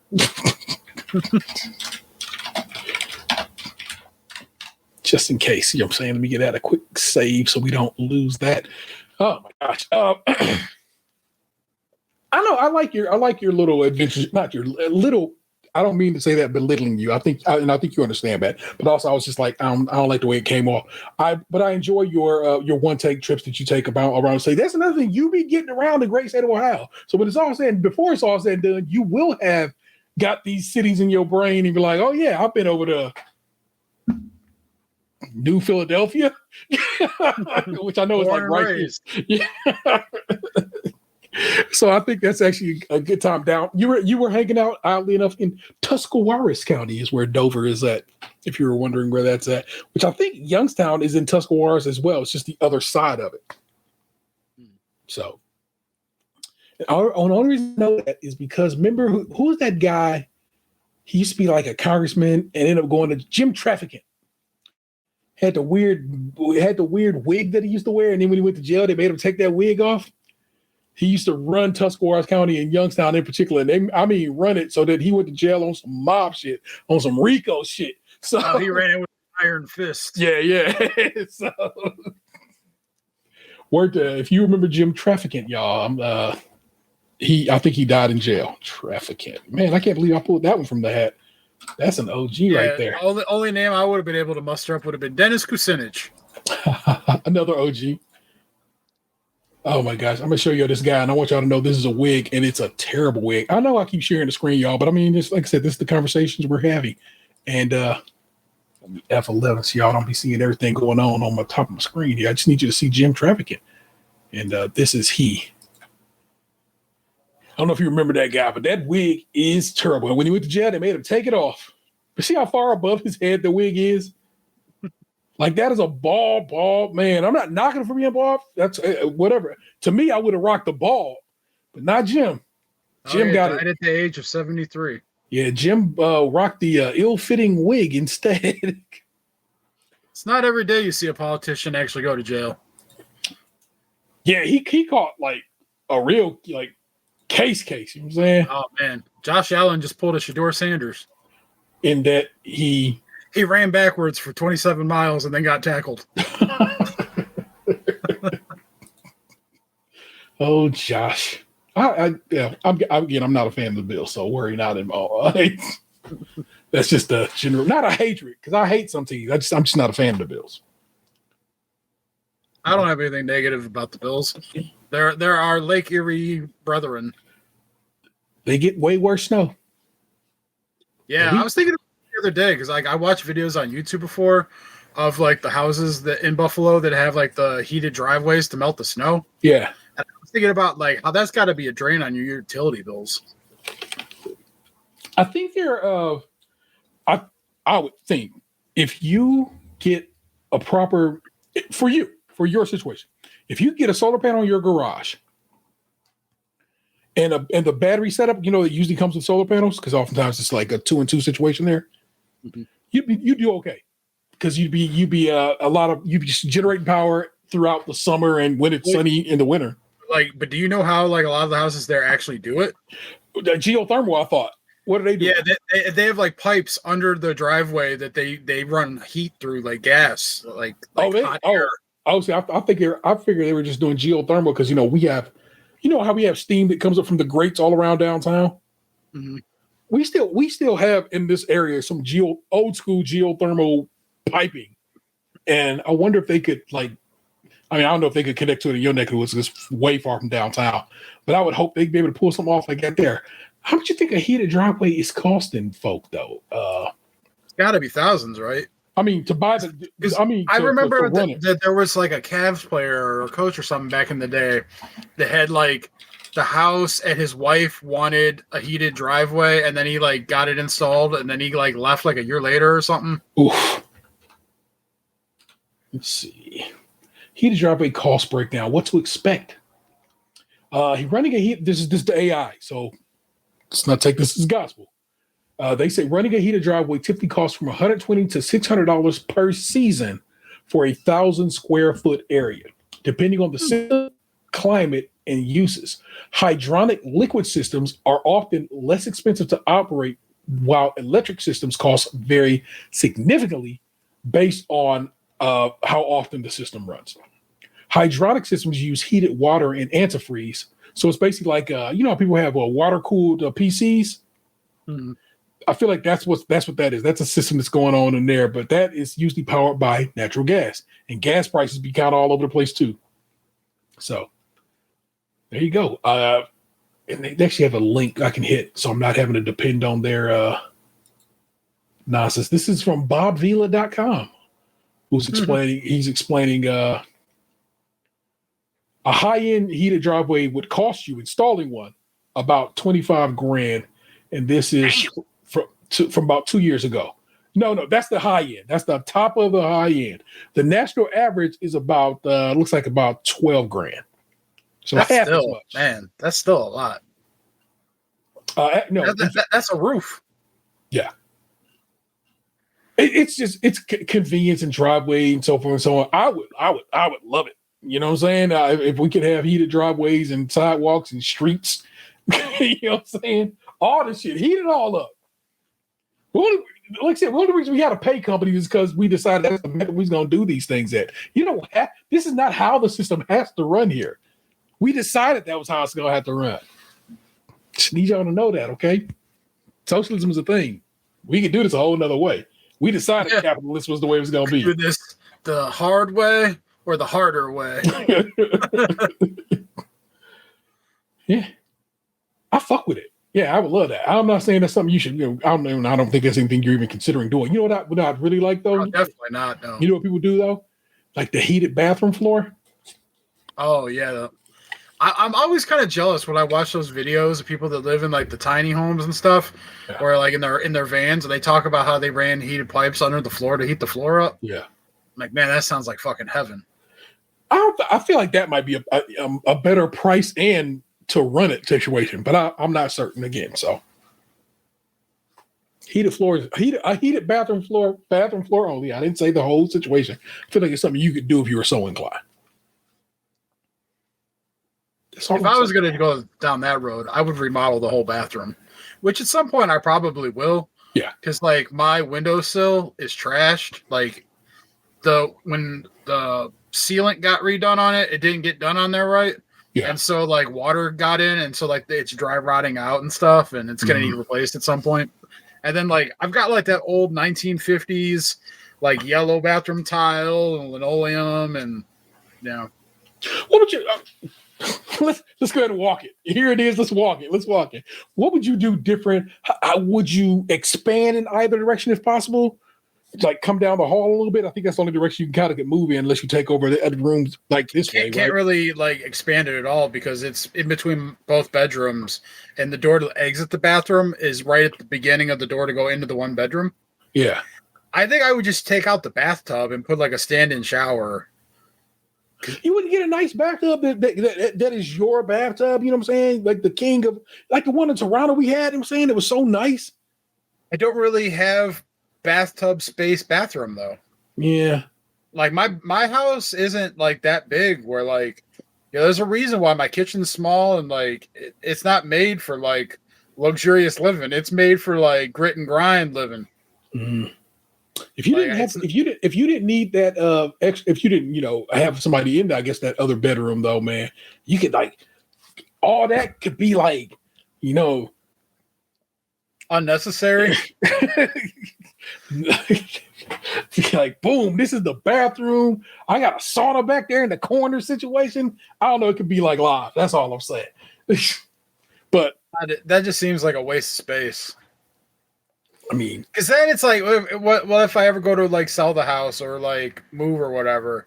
How am I going to justify a giant fucking bathroom like on the open market? Like, who's going to not want? giant, just bigger, just this way a little bit. You know what I'm saying? I mean, the bedroom's already small. I can't make it any more small. Like any smaller. Then it becomes just that's an office or a small bedroom. If you say that's how you hustle that. But this bathroom has a lovely tub.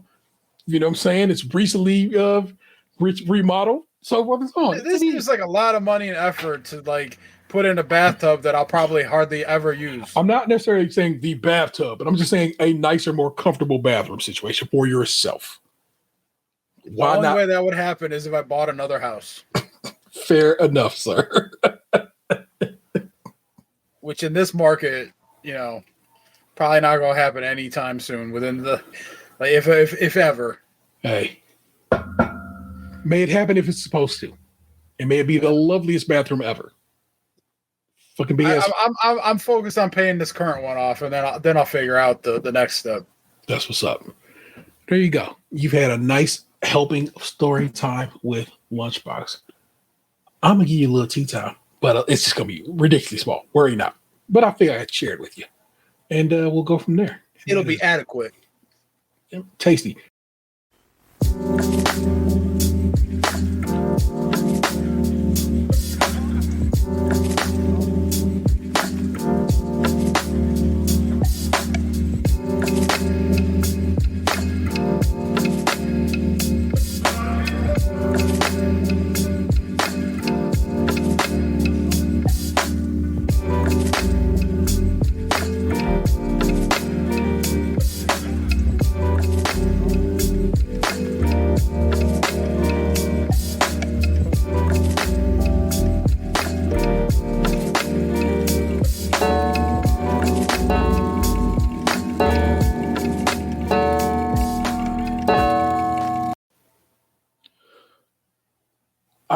That last part where there's tea spilled near the keyboard literally happened to me as I sat down to film this show. Can you see that tea stain right there? I was like, oh shit, I had to come and soak up the tea right quick. So it happened. Life imitating art. Art being life. Just been doing some Thanksgiving prep, y'all, as I get ready to head on down the road to visit my mom and my big sister, my big brother. And so I had hit my mom up because I was just like, I wanted to make sure we had addressed what I was bringing down there, and that is the turkey, mac and cheese, and we end up being dressing. And I probably, and not no probably to it, I'm going to make some sweet potato casserole. You know what it is, sweet potatoes. In my case, vegan marshmallows on top of them shits. You know what I'm saying? That kind of vibe, because I get down with that, and it'll be a good time. And I just went to double check with my mom about that, but I was at the grocery store the other day getting just what was I getting? I got the noodles that I want for the macaroni and cheese and a little bit of extra stuff. And I'm wearing the shows. I mean, the sweatshirt with that sweatshirt. It's not behind me. I think it's in the kitchen. But of course, I'm wearing a Stage Krunchy Milk sweatshirt.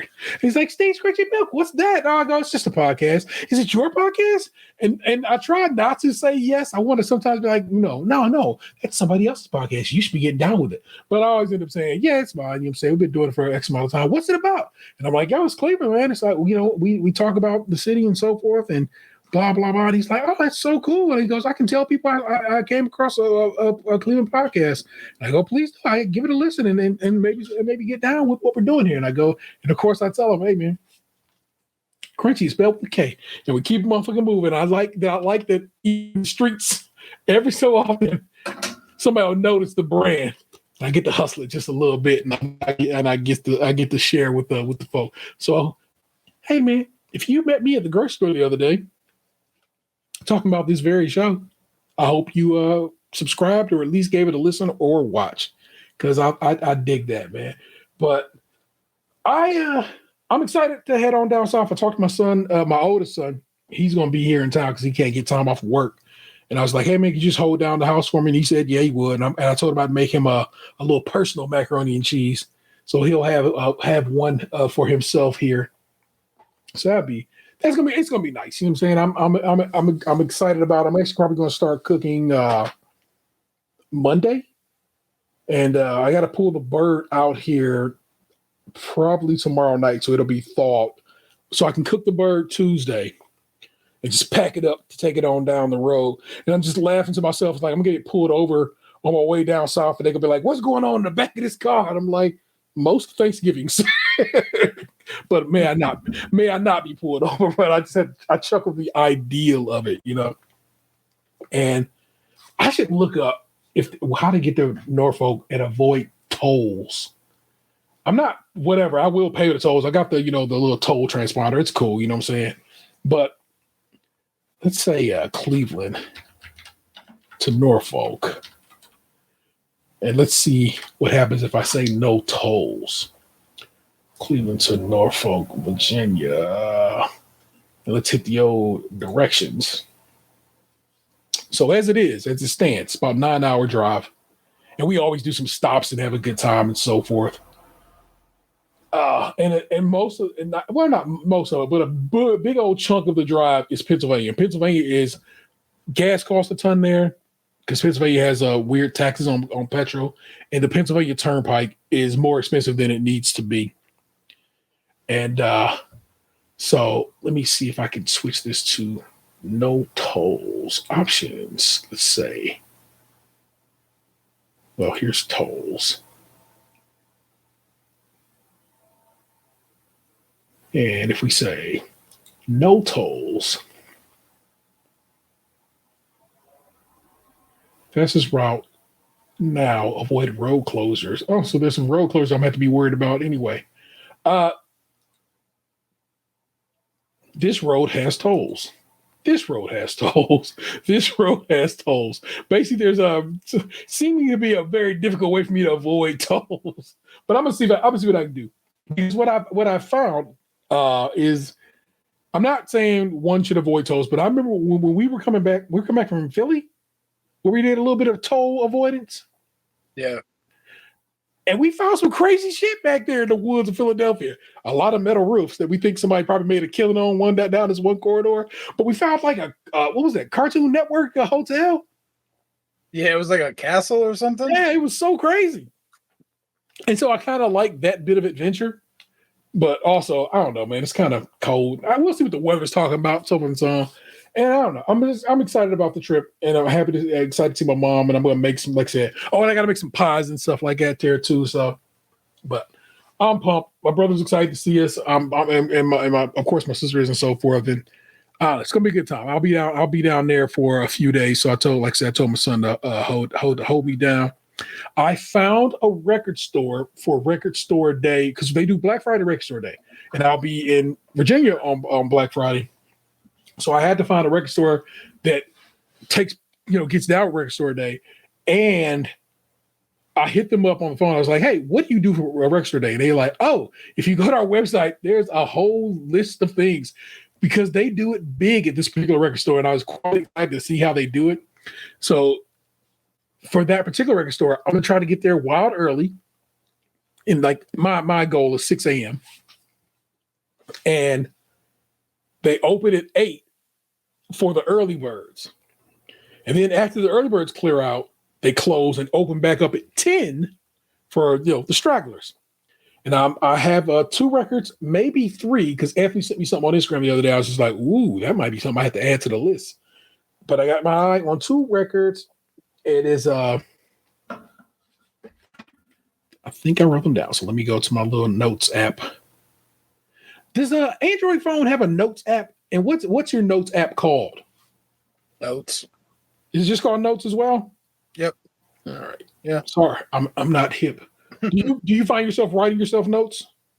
I keep like a tally of things here. Like I have like who owes me what money for what. Okay. I got a couple things that I ordered that I wrote down just to keep track of like how much I ordered of certain things. I don't use it like a ton, but like, yeah, I've got it on here. Very good. I have some recipes in here. I have, oddly enough, copies of my insurance cards because basically I can scan stuff on my phone, but that's where it sets up at. It's in notes. A Chinese order from back in May.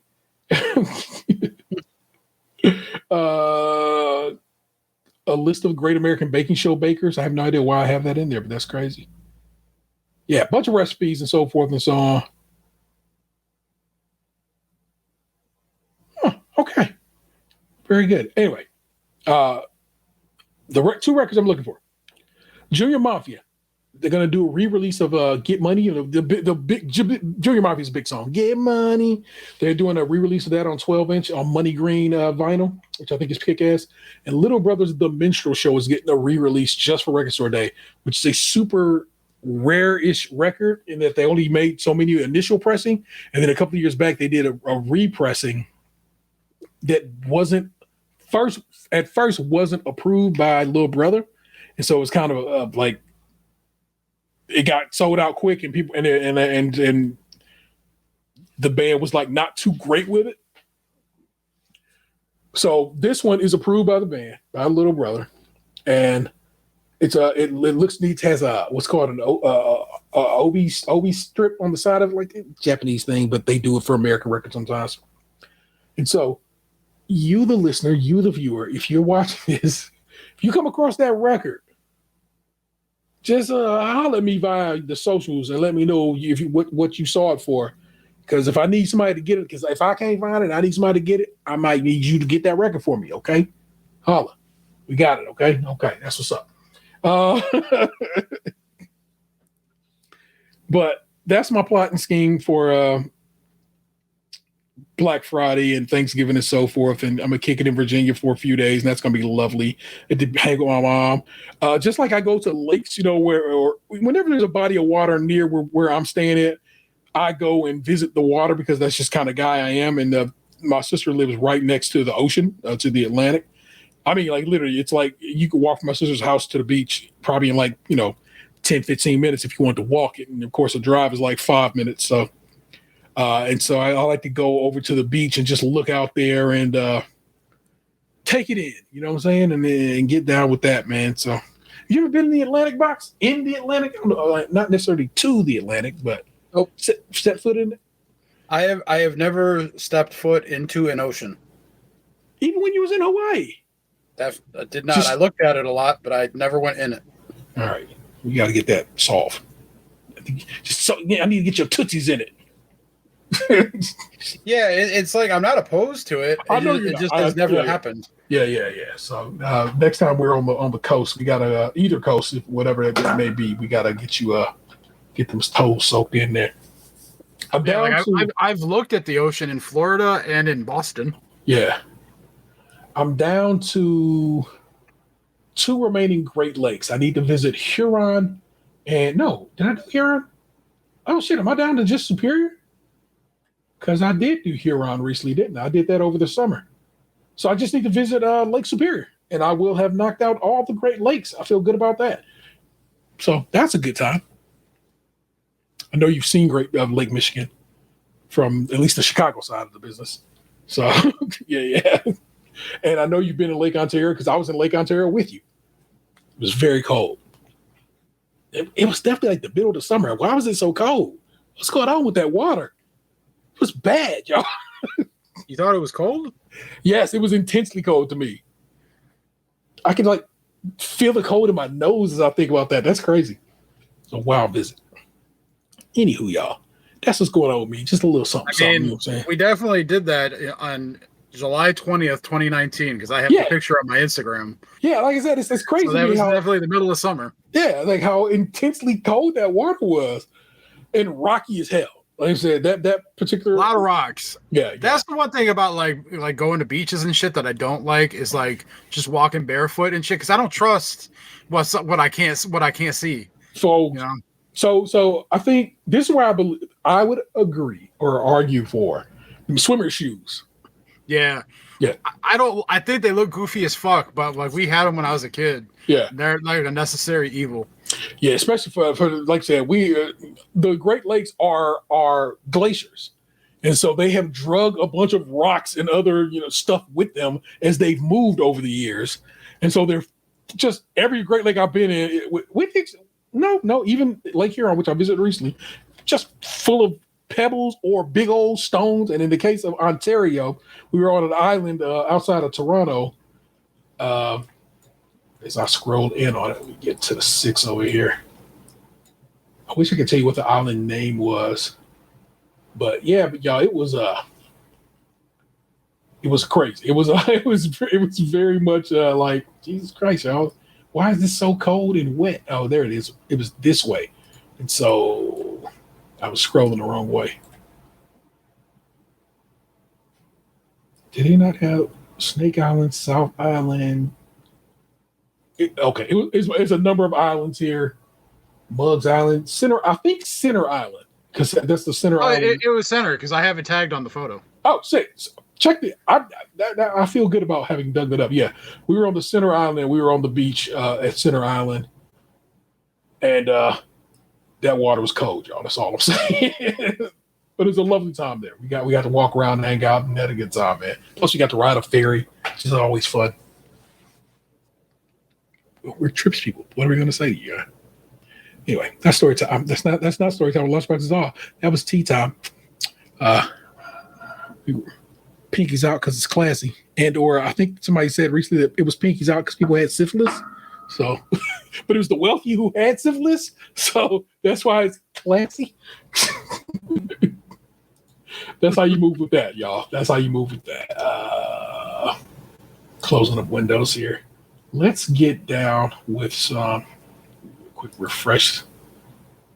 The score in this Texan Bills. This is the first Thursday night game that actually seems like a halfway decent game, but not really because the Texans are 5-5, but they're winning currently against the Bills.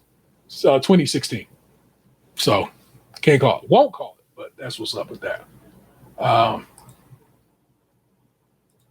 Did I tell the listeners about us getting our shows back from Spotify? Did I say that last week? You did.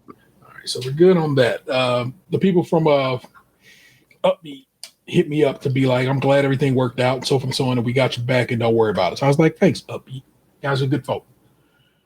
But every week, we head on over to Reddit. We dig deep in a couple of different subreddits, Am I the Asshole and Great Value, AAAITAH, Am I the Asshole. And we do a couple, read about them. We decide if these people are assholes and or not. And that segment is called Am I the Asshole? And it goes like this.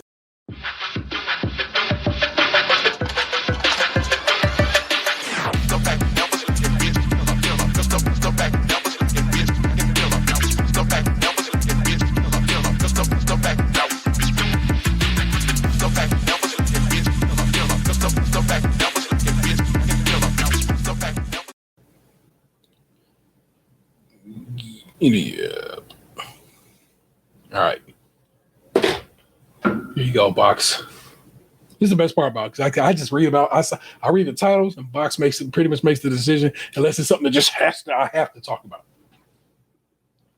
Am I the asshole for refusing to give my coworker their office back now that work from home has been canceled? Okay. This one is old, but I think it might be fun. And let me know if I did this one recently and I'm just forgetful. Am I the asshole for accidentally? And I would put that in quotes because I don't think that's. I think once I read this, you'd be like, accidentally should not be what you're saying. Accidentally giving my mother-in-law shroom chocolate. I don't think you read that one. Very good. This one is a two-parter. Am I the asshole for saying I won't go to my friend's wedding after she dropped me as her maid of honor because of my looks? Damn. That's some cold-blooded shit. It is.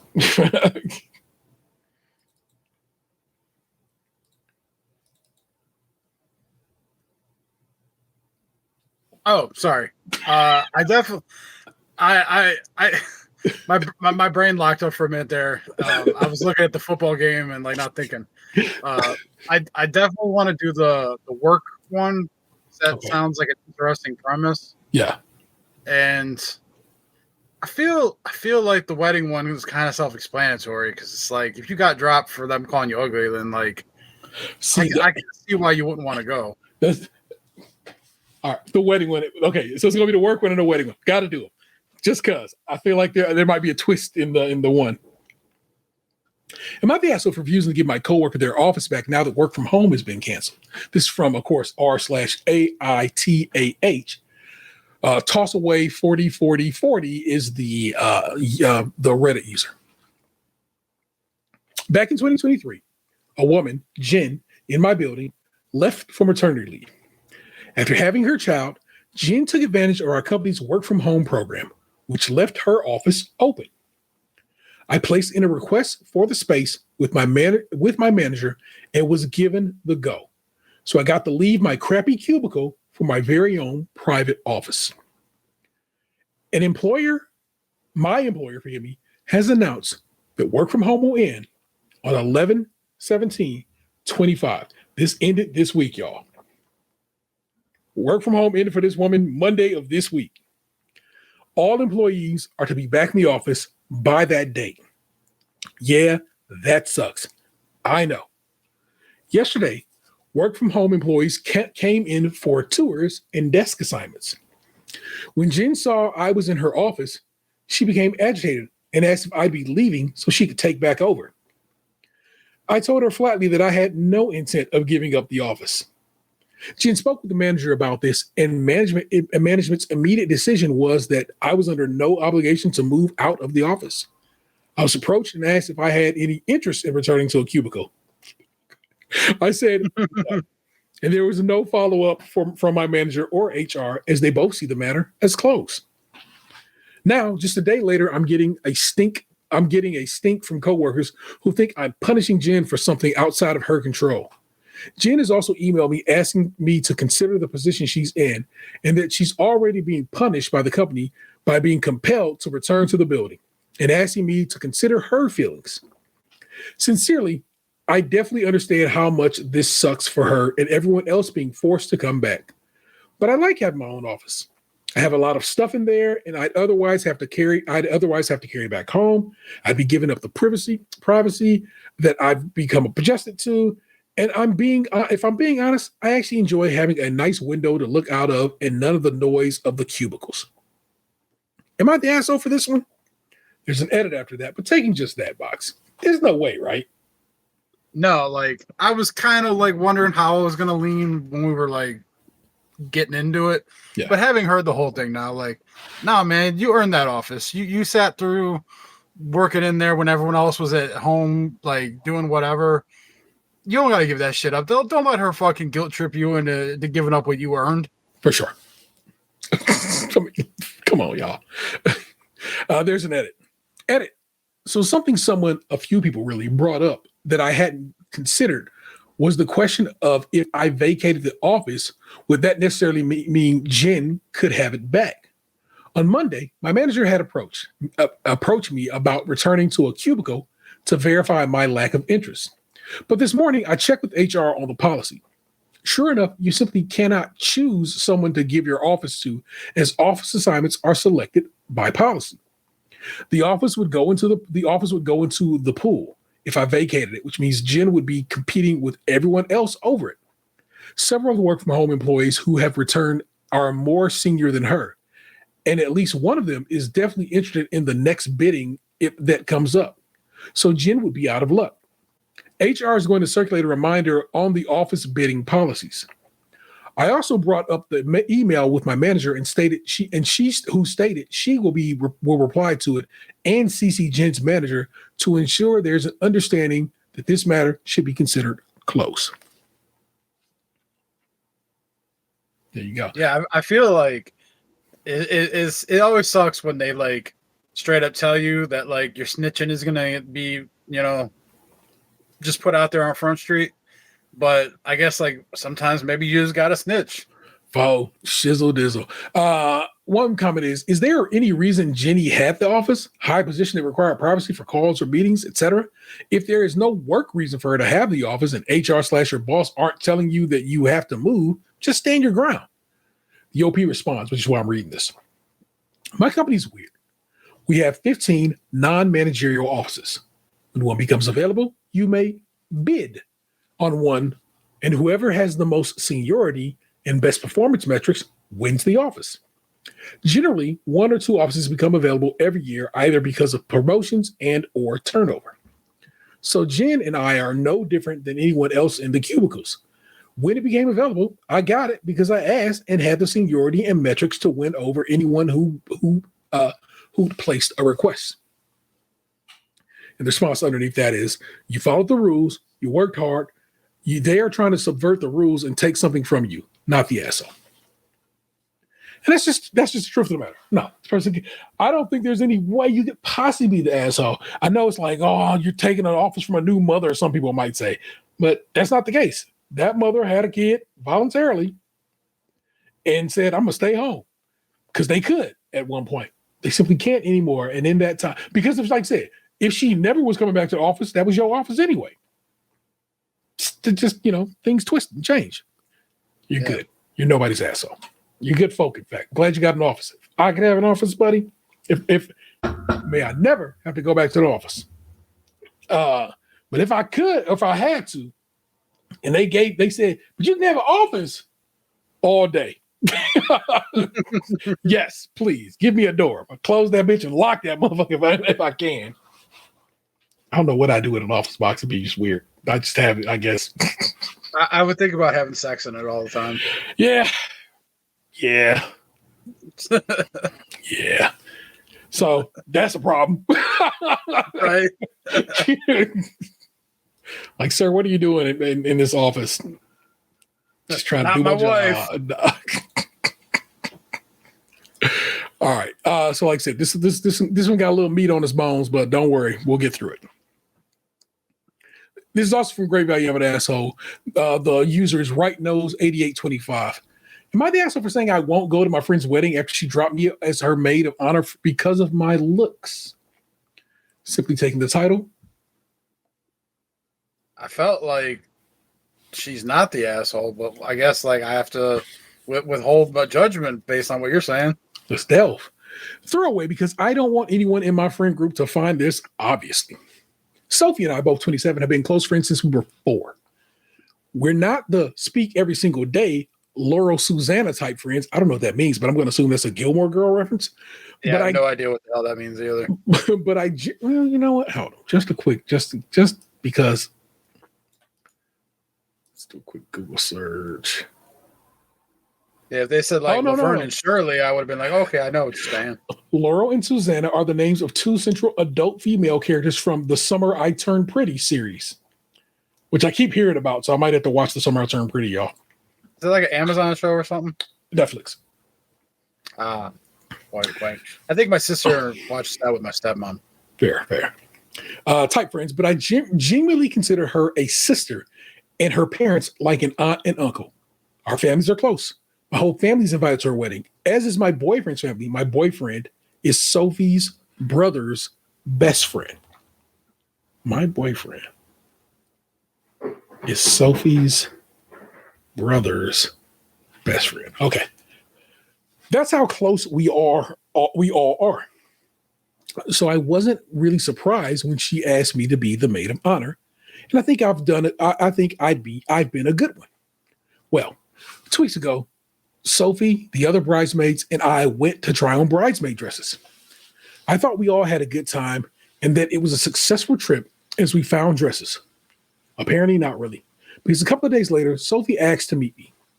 She asked that I step down from being the maid of honor. She said seeing me in the bridesmaid dress made her realize she just didn't want me stealing focus from her and that she wouldn't feel good standing up there knowing everyone was probably comparing us. I was so hurt. I admit I cried right there in the coffee shop. Partly because I never wanted her to think that anyone would be thinking anything other than she's the most beautiful bride on her wedding day. And partly because I was just so excited to be up there with her. And she was kicking me out over something that I couldn't even control and wasn't really true. So I said, fine. It's her wedding. If she didn't want me up there, I wouldn't be. But I wasn't going to come to the wedding as a guest when clearly my presence was going to be a burden to her. Sophie said that wasn't what she meant, and I asked her to explain. She said she desperately wanted me there, so she was going to put aside her feelings, but she wanted pictures at the altar to be with her looking the best and to have that moment with everyone looking at her up there. She also wanted me to tell everyone I dropped out because I was too busy. I said none of this felt fair, and I wasn't going to lie for her. I was a good friend and did nothing wrong, and she was being a brat, but that was her prerogative, and I didn't have to play along. I told my boyfriend about this, who was pretty horrified, and agreed that if I didn't want to go, I shouldn't. Although he still is because he's friends with the groom. Okay. But my mom and stepdad think I would be the asshole if I didn't go. My mom said it's also been obvious that Sophie was insecure. I never noticed this, and that she can understand where she's coming from. Fuck your mom. I just want to point that out to you. She said I've had the spotlight our whole lives. Again, I don't think this is true. Sophie is far more outgoing and well-liked than I've ever been. And even though it's pretty sad, maybe she does deserve to be the princess on her wedding day. And I shouldn't hate her for it. She says I'll regret missing the wedding over this. I don't think you will. My stepdad says I should go because she's my oldest friend. And even if she's being unfair, sometimes you have to let people be irrational. I really don't know. Okay. No, I really don't know now. There we go. Sophie and I have so many mutual friends. There's a lot of people I can ask about this there's not a lot of people I can ask about this without it getting back to her. So here I am. I feel like maybe I'm being a jerk because this blow up, but I don't see why I should even stay friends with someone who would exclude me from her wedding party over something superficial. And clearly she's been sitting on these feelings forever. Not to mention, I already paid for her whole bachelorette party and bridesmaid dress and contribute to the cost of her wedding jewelry. And now I just feel used. So am I being a petty asshole by refusing to go?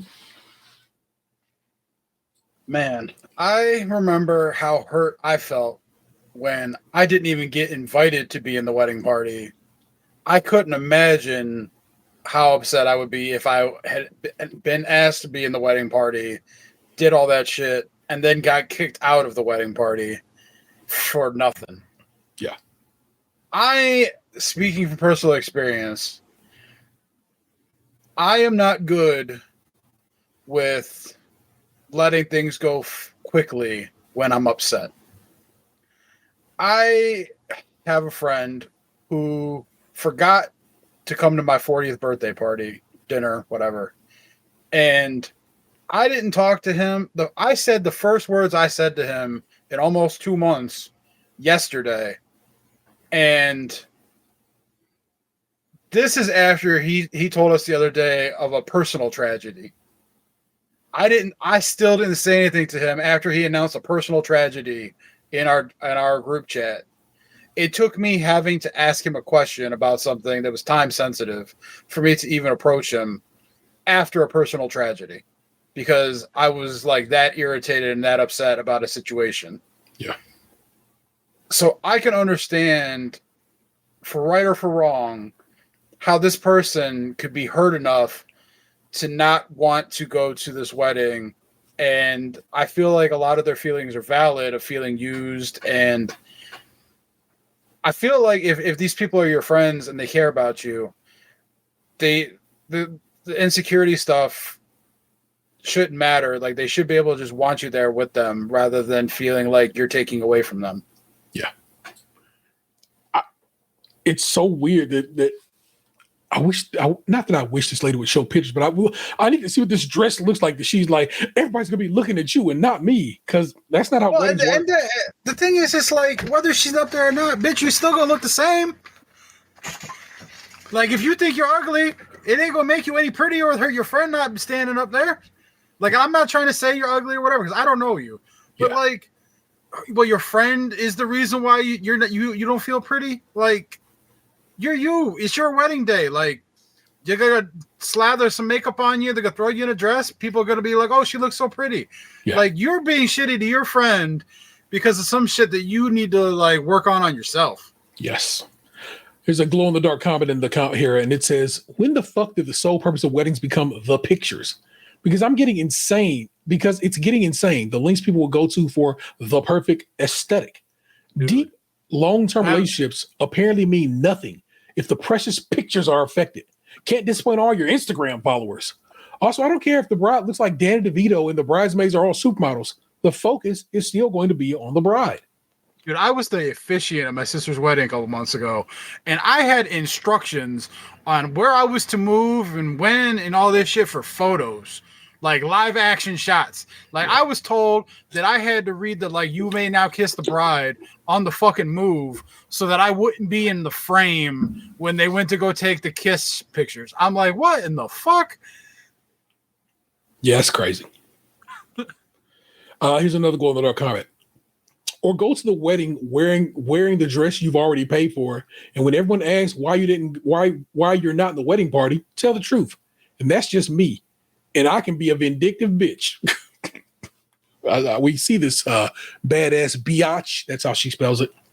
Another glow in the dark comment. I would ask the bride to reimburse me on all things already paid for, and still tell everyone why. Okay, got you. As you can see, this one was a bit popular. So. But here's the follow-up. Update. My friend didn't want me as maid of honor because of my looks. So I don't know if anyone wanted an update, but the situation has somewhat concluded now, and I thought I would provide some closure. Firstly, some digging was done by my boyfriend and myself, and we think we found the roots of the issue. A couple months ago, my boyfriend, Sophie's brother, the groom, and Sophie were out for drinks. I remember this night. I had an event for another friend and couldn't go. Over drinks, the groom apparently asked when my boyfriend was going to propose to me, and my boyfriend said, probably sometime next year. Groom then made a comment to the effect of, why would you wait that long? She's perfect. Now, according to both my boyfriend and Sophie's brother, Sophie was really mad about this because Groom waited several years to propose to her. She's been bringing it up to him regularly since. Obviously, we all assume he meant perfect for you, not literally perfect, but Sophie appears to be taking it personally. The second thing is that my mother did a little gentle probing, and it turns out that at the bridesmaid fitting, Sophie's mom told Sophie that she should have chosen a dress that wasn't going to make me look better than her. I don't think she said it like that to Sophie. This is just how it was relayed to my mom. And draw attention. According to Sophie's mom, her aunt and cousin said the same thing, and guess one of them ganged up on, and I guess they all ganged up on her about it. She also had been on Sophie about a pre-wedding diet. So it seems like these two things got blown out of proportion and ended up in Sophie's request that I not be maid of honor. I ended up deciding not to speak to Sophie about any of this. She's planning her wedding. She should enjoy this time. I don't want to make this about me or our friendship. And if I'm being totally honest, I was kind of done with the friendship after the initial conversation. I wanted to know the reasons for my own peace of mind. But the truth is, nothing was going to change the fact that she took her feelings out on me, who only ever wanted to support her. None of these things came from me or had anything to do with me, but she chose to take a wrecking ball to a 20-year friendship rather than confront the people who upset her. I can't wrap my head around that, and I'm not going to try going forward. That being said, I decided to go to the wedding as my boyfriend's plus one, essentially just for closure to this entire mess. Now that I've calmed down, I really don't feel any particular way about going. I'll eat, I'll drink, I'll clap. And Sophie will just be the wife of my boyfriend's friend from now on, I guess. I haven't told anyone why I'm not maid of honor. I just said in the group chat that it was for personal reasons and everyone can speculate. Once the wedding is over, I'll tell our mutual friends the truth and they can do with that info what they will. Sophie has reached out since to talk, but I sent her a message telling her that I'll be at the wedding as a guest and that I hope she enjoys the time in her life and wishing her the best, and haven't been replying to anything else. It's surprising me how quickly I've reached the numbness of just not caring anymore, but that's where I'm at. I genuinely wish her the best, but I just have zero interest in being part of her life anymore. I just can't see her or anything about our friendship the same way anymore. So that's that. I really don't know what else to include. If anyone has anything else to ask that I missed, feel free to ask. Thank you for everyone who commented. So that their friendship has come to an end. because this woman has decided that she thinks she's too big and her friend is too hot and blah, blah. Yeah, well, I guess her mama think she's too big. Not necessarily that she thinks she's too big. Her mama done made her feel like she's too big and her friend is too hot. And I'm just like, that's crazy. It's crazy. It's crazy to me how, but you'll hear that. You'll often hear people say how parents sometimes can be your worst enemies and your biggest bullies. And that's what this seems like. But it also, you're an adult, 27 damn years old. You should be able to step to your mom and say, fuck off with that bullshit. That's my home girl. I want her to look good. I want all the ladies up there to look good. And I'm going to look the best. You have to be able to feel that way about yourself. And this woman is not there yet. May she get there someday. Unfortunately, she'll be there without one of her best friends ever because this is what she decided to do with it. Sucks.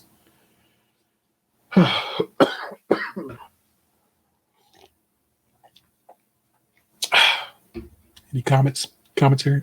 Peanut gallery? I think I've said what I needed to say. There we go. Said what it said needed to be done has been done. That is in your show notes if you want to read it yourself and so forth and so on. Y'all worry not. That was this week's Am I the Asshole? Hope you got down to get down on that. We're heading out to pasture here right now. You know what I'm saying? This is our little entertainment section. We basically give you our recommendations for what we've been getting down with, watching, reading, listening to, so forth and so on. And box of that degree, what you been on this go round so I can type it down and put it in the show notes later. I finished Elementary. All right. So that is 100% completed. I watched the Amazon movie. What the fuck was it called? The Play Date or something like that. Okay. With Kevin James and Alan Richson or whatever his name is. The whatever, the big dude from the guy who plays Reacher. Reacher. Yeah. What's it called? Play Date? I think it was called Play Date. It's an Amazon movie. It's a corny ass like action comedy movie, like really corny. Okay. I had it on while I was working the other day. I watched all 7 episodes of the HBO series Task. And yesterday I started watching Vice Principals. I think I'm about like 4 episodes in on that now. A classic. I remember Anthony really loved that show. Vice Principals. So Walton Goggins, right? Yeah, and Dan Bride. Yeah. Nice. It is called Play Date, all one word, Play Date, action comedy. Alan Richson, not Richardson, Richson. Kevin James, Sarah Chalk, Isla Fisher, and some children. Stephen Root. Alan Tudyk is in this. That's cool. I fuck with Alan. So a couple of Allens in this movie. So a good time to be had there. Anything in the realm of games or did you start that book?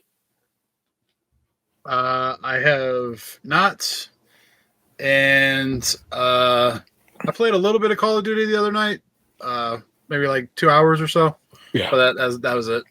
It reviewed so poorly, and then when I found out the single player campaign is not really a single player campaign at all and requires you to be online at all times, no pausing or anything, I was like, I'm not even going to download this game. So Black Ops 7 is the one I'm going to miss out on, y'all. It's just not my kind of game, and tis what it is. Sorry about that. All right. Here we go. You just what you get any new music or anything you've been getting your ears? Did you listen to that new Taylor Swift? What'd you think? I have not heard it. Okay. All right. Fair enough. Yeah, the music I put on my Spotify lately was stuff from like the 80s and 90s that I found on Instagram that I was like, when I heard it, I was like, oh yeah, I remember that. Yeah, same. I got a whole playlist that's just called Songs from the Socials. Whenever I hear something, I just add to it. I go, oh, that's a dope song. Let me go put that in my little socials playlist. So I'm with you on that. Instagram's been feeding me up like the emo pages. Yeah. So, like I've been like some songs have been dredged up, and then like I'll get hit with like 80s and 90s R&B. Yeah. So like let's see, I got a long way to scroll. Silhouettes by Smile Empty Soul got added the other day. Hate Me by Blue October. I Get Lonely by Janet Jackson featuring Blackstreet and Teddy Riley. the Dan band, from the what was that? High School High? Or no. That Will Ferrell movie, Old School. I think they were in Old School. Yeah, we're like it's like I think they're in The Wedding Singer too, maybe. Where like it's like the karaoke band that like does like Total Eclipse of the Heart, but he says like fucking in it. Fair. All righty. And I'm guessing the other song, because they did a cover of Candy Shop by like 50 Cent. Yeah. I'm assuming that one was in The Hangover because that's the icon on Spotify is the Hangover poster. Okay. All right. There you go. That's what Box been getting out with. I watch About Fate on Amazon Prime. It's a remake of, I guess, I don't know if it's Soviet or Russian movie of the same title. And it's what the fuck is Julia Roberts' niece's name? Bruh. Oh my God. I tried to memorize her name, so I wouldn't go. I didn't want to play her out on this one. I want to maybe tell her name. Her name is Emma Roberts. Emma Roberts and Thomas Mann are the stars of it. And it's just a fun, you know how I get down. It's romantic comedies, and it's the season of romantic comedies. I love those kind of movies. It's a remake of a Soviet. I did get that right. Of a 1976 Soviet movie of the same name.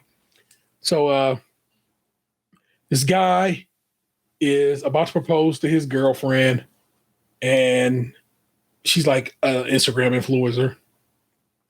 And when he attempts to propose to her, she's like, okay, stop. Hey, that was so nice. Why don't we do this tomorrow night when I have my sponsors and everybody around and so forth and so on, okay? Don't worry about it. To you and me, yeah, we got engaged right now, even though I didn't say yes because she didn't say yes.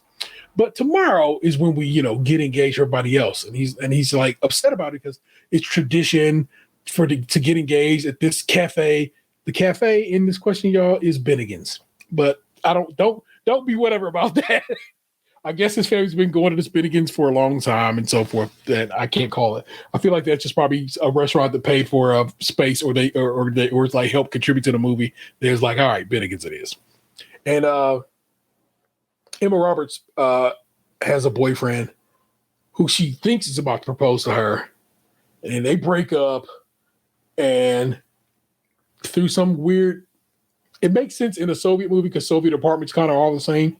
In some weird nonsense, he got super drunk with his homeboys and ends up in her apartment because she lives in at the same address he does, a city over.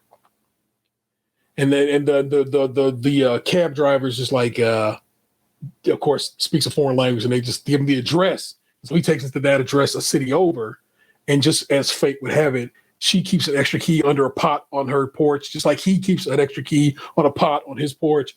And it's just that it all ends up working out that blah, blah, it ended up being a great movie. I really enjoyed the movie. Truly, I did. And so that's About Fate. That's on Amazon Prime. That movie I told you I was going to watch, I did watch The Wedding Year with Sarah Hyland and Everybody Hates Chris. Well, I have to get his name, so I'm not just going to call him Everybody Hates Chris. Let's put some respect on his name and call him by his name. And that is Tyler James Williams. And that one ended up being really sweet and a bit affecting because it took like all romantic comedies, takes a sad turn before it gets, before you get your happy ending. But it really was nice. And I would highly recommend that. That one is also on Amazon. Yeah. Both those movies are on Amazon Prime. So I would tell you to go get down with those. I thought that one was on Netflix, but it is not. Vanessa and I watched the first episode of Pluribus on Apple TV. It was real good, Box. And I figured out how I think I can get you logged into Apple without not that I don't want to come to your house, but I mean, the easy way to do it is when you go to log in, there's a QR code that's going to pop on your screen. Take a picture of the QR code, send it to me right quick, and then I'll hit you back. It's going to give you a code as well as the QR code, and I should be able to just throw the code in. We should be able to knock that out right out. That way you can get down with both Pluribus and Shrinking.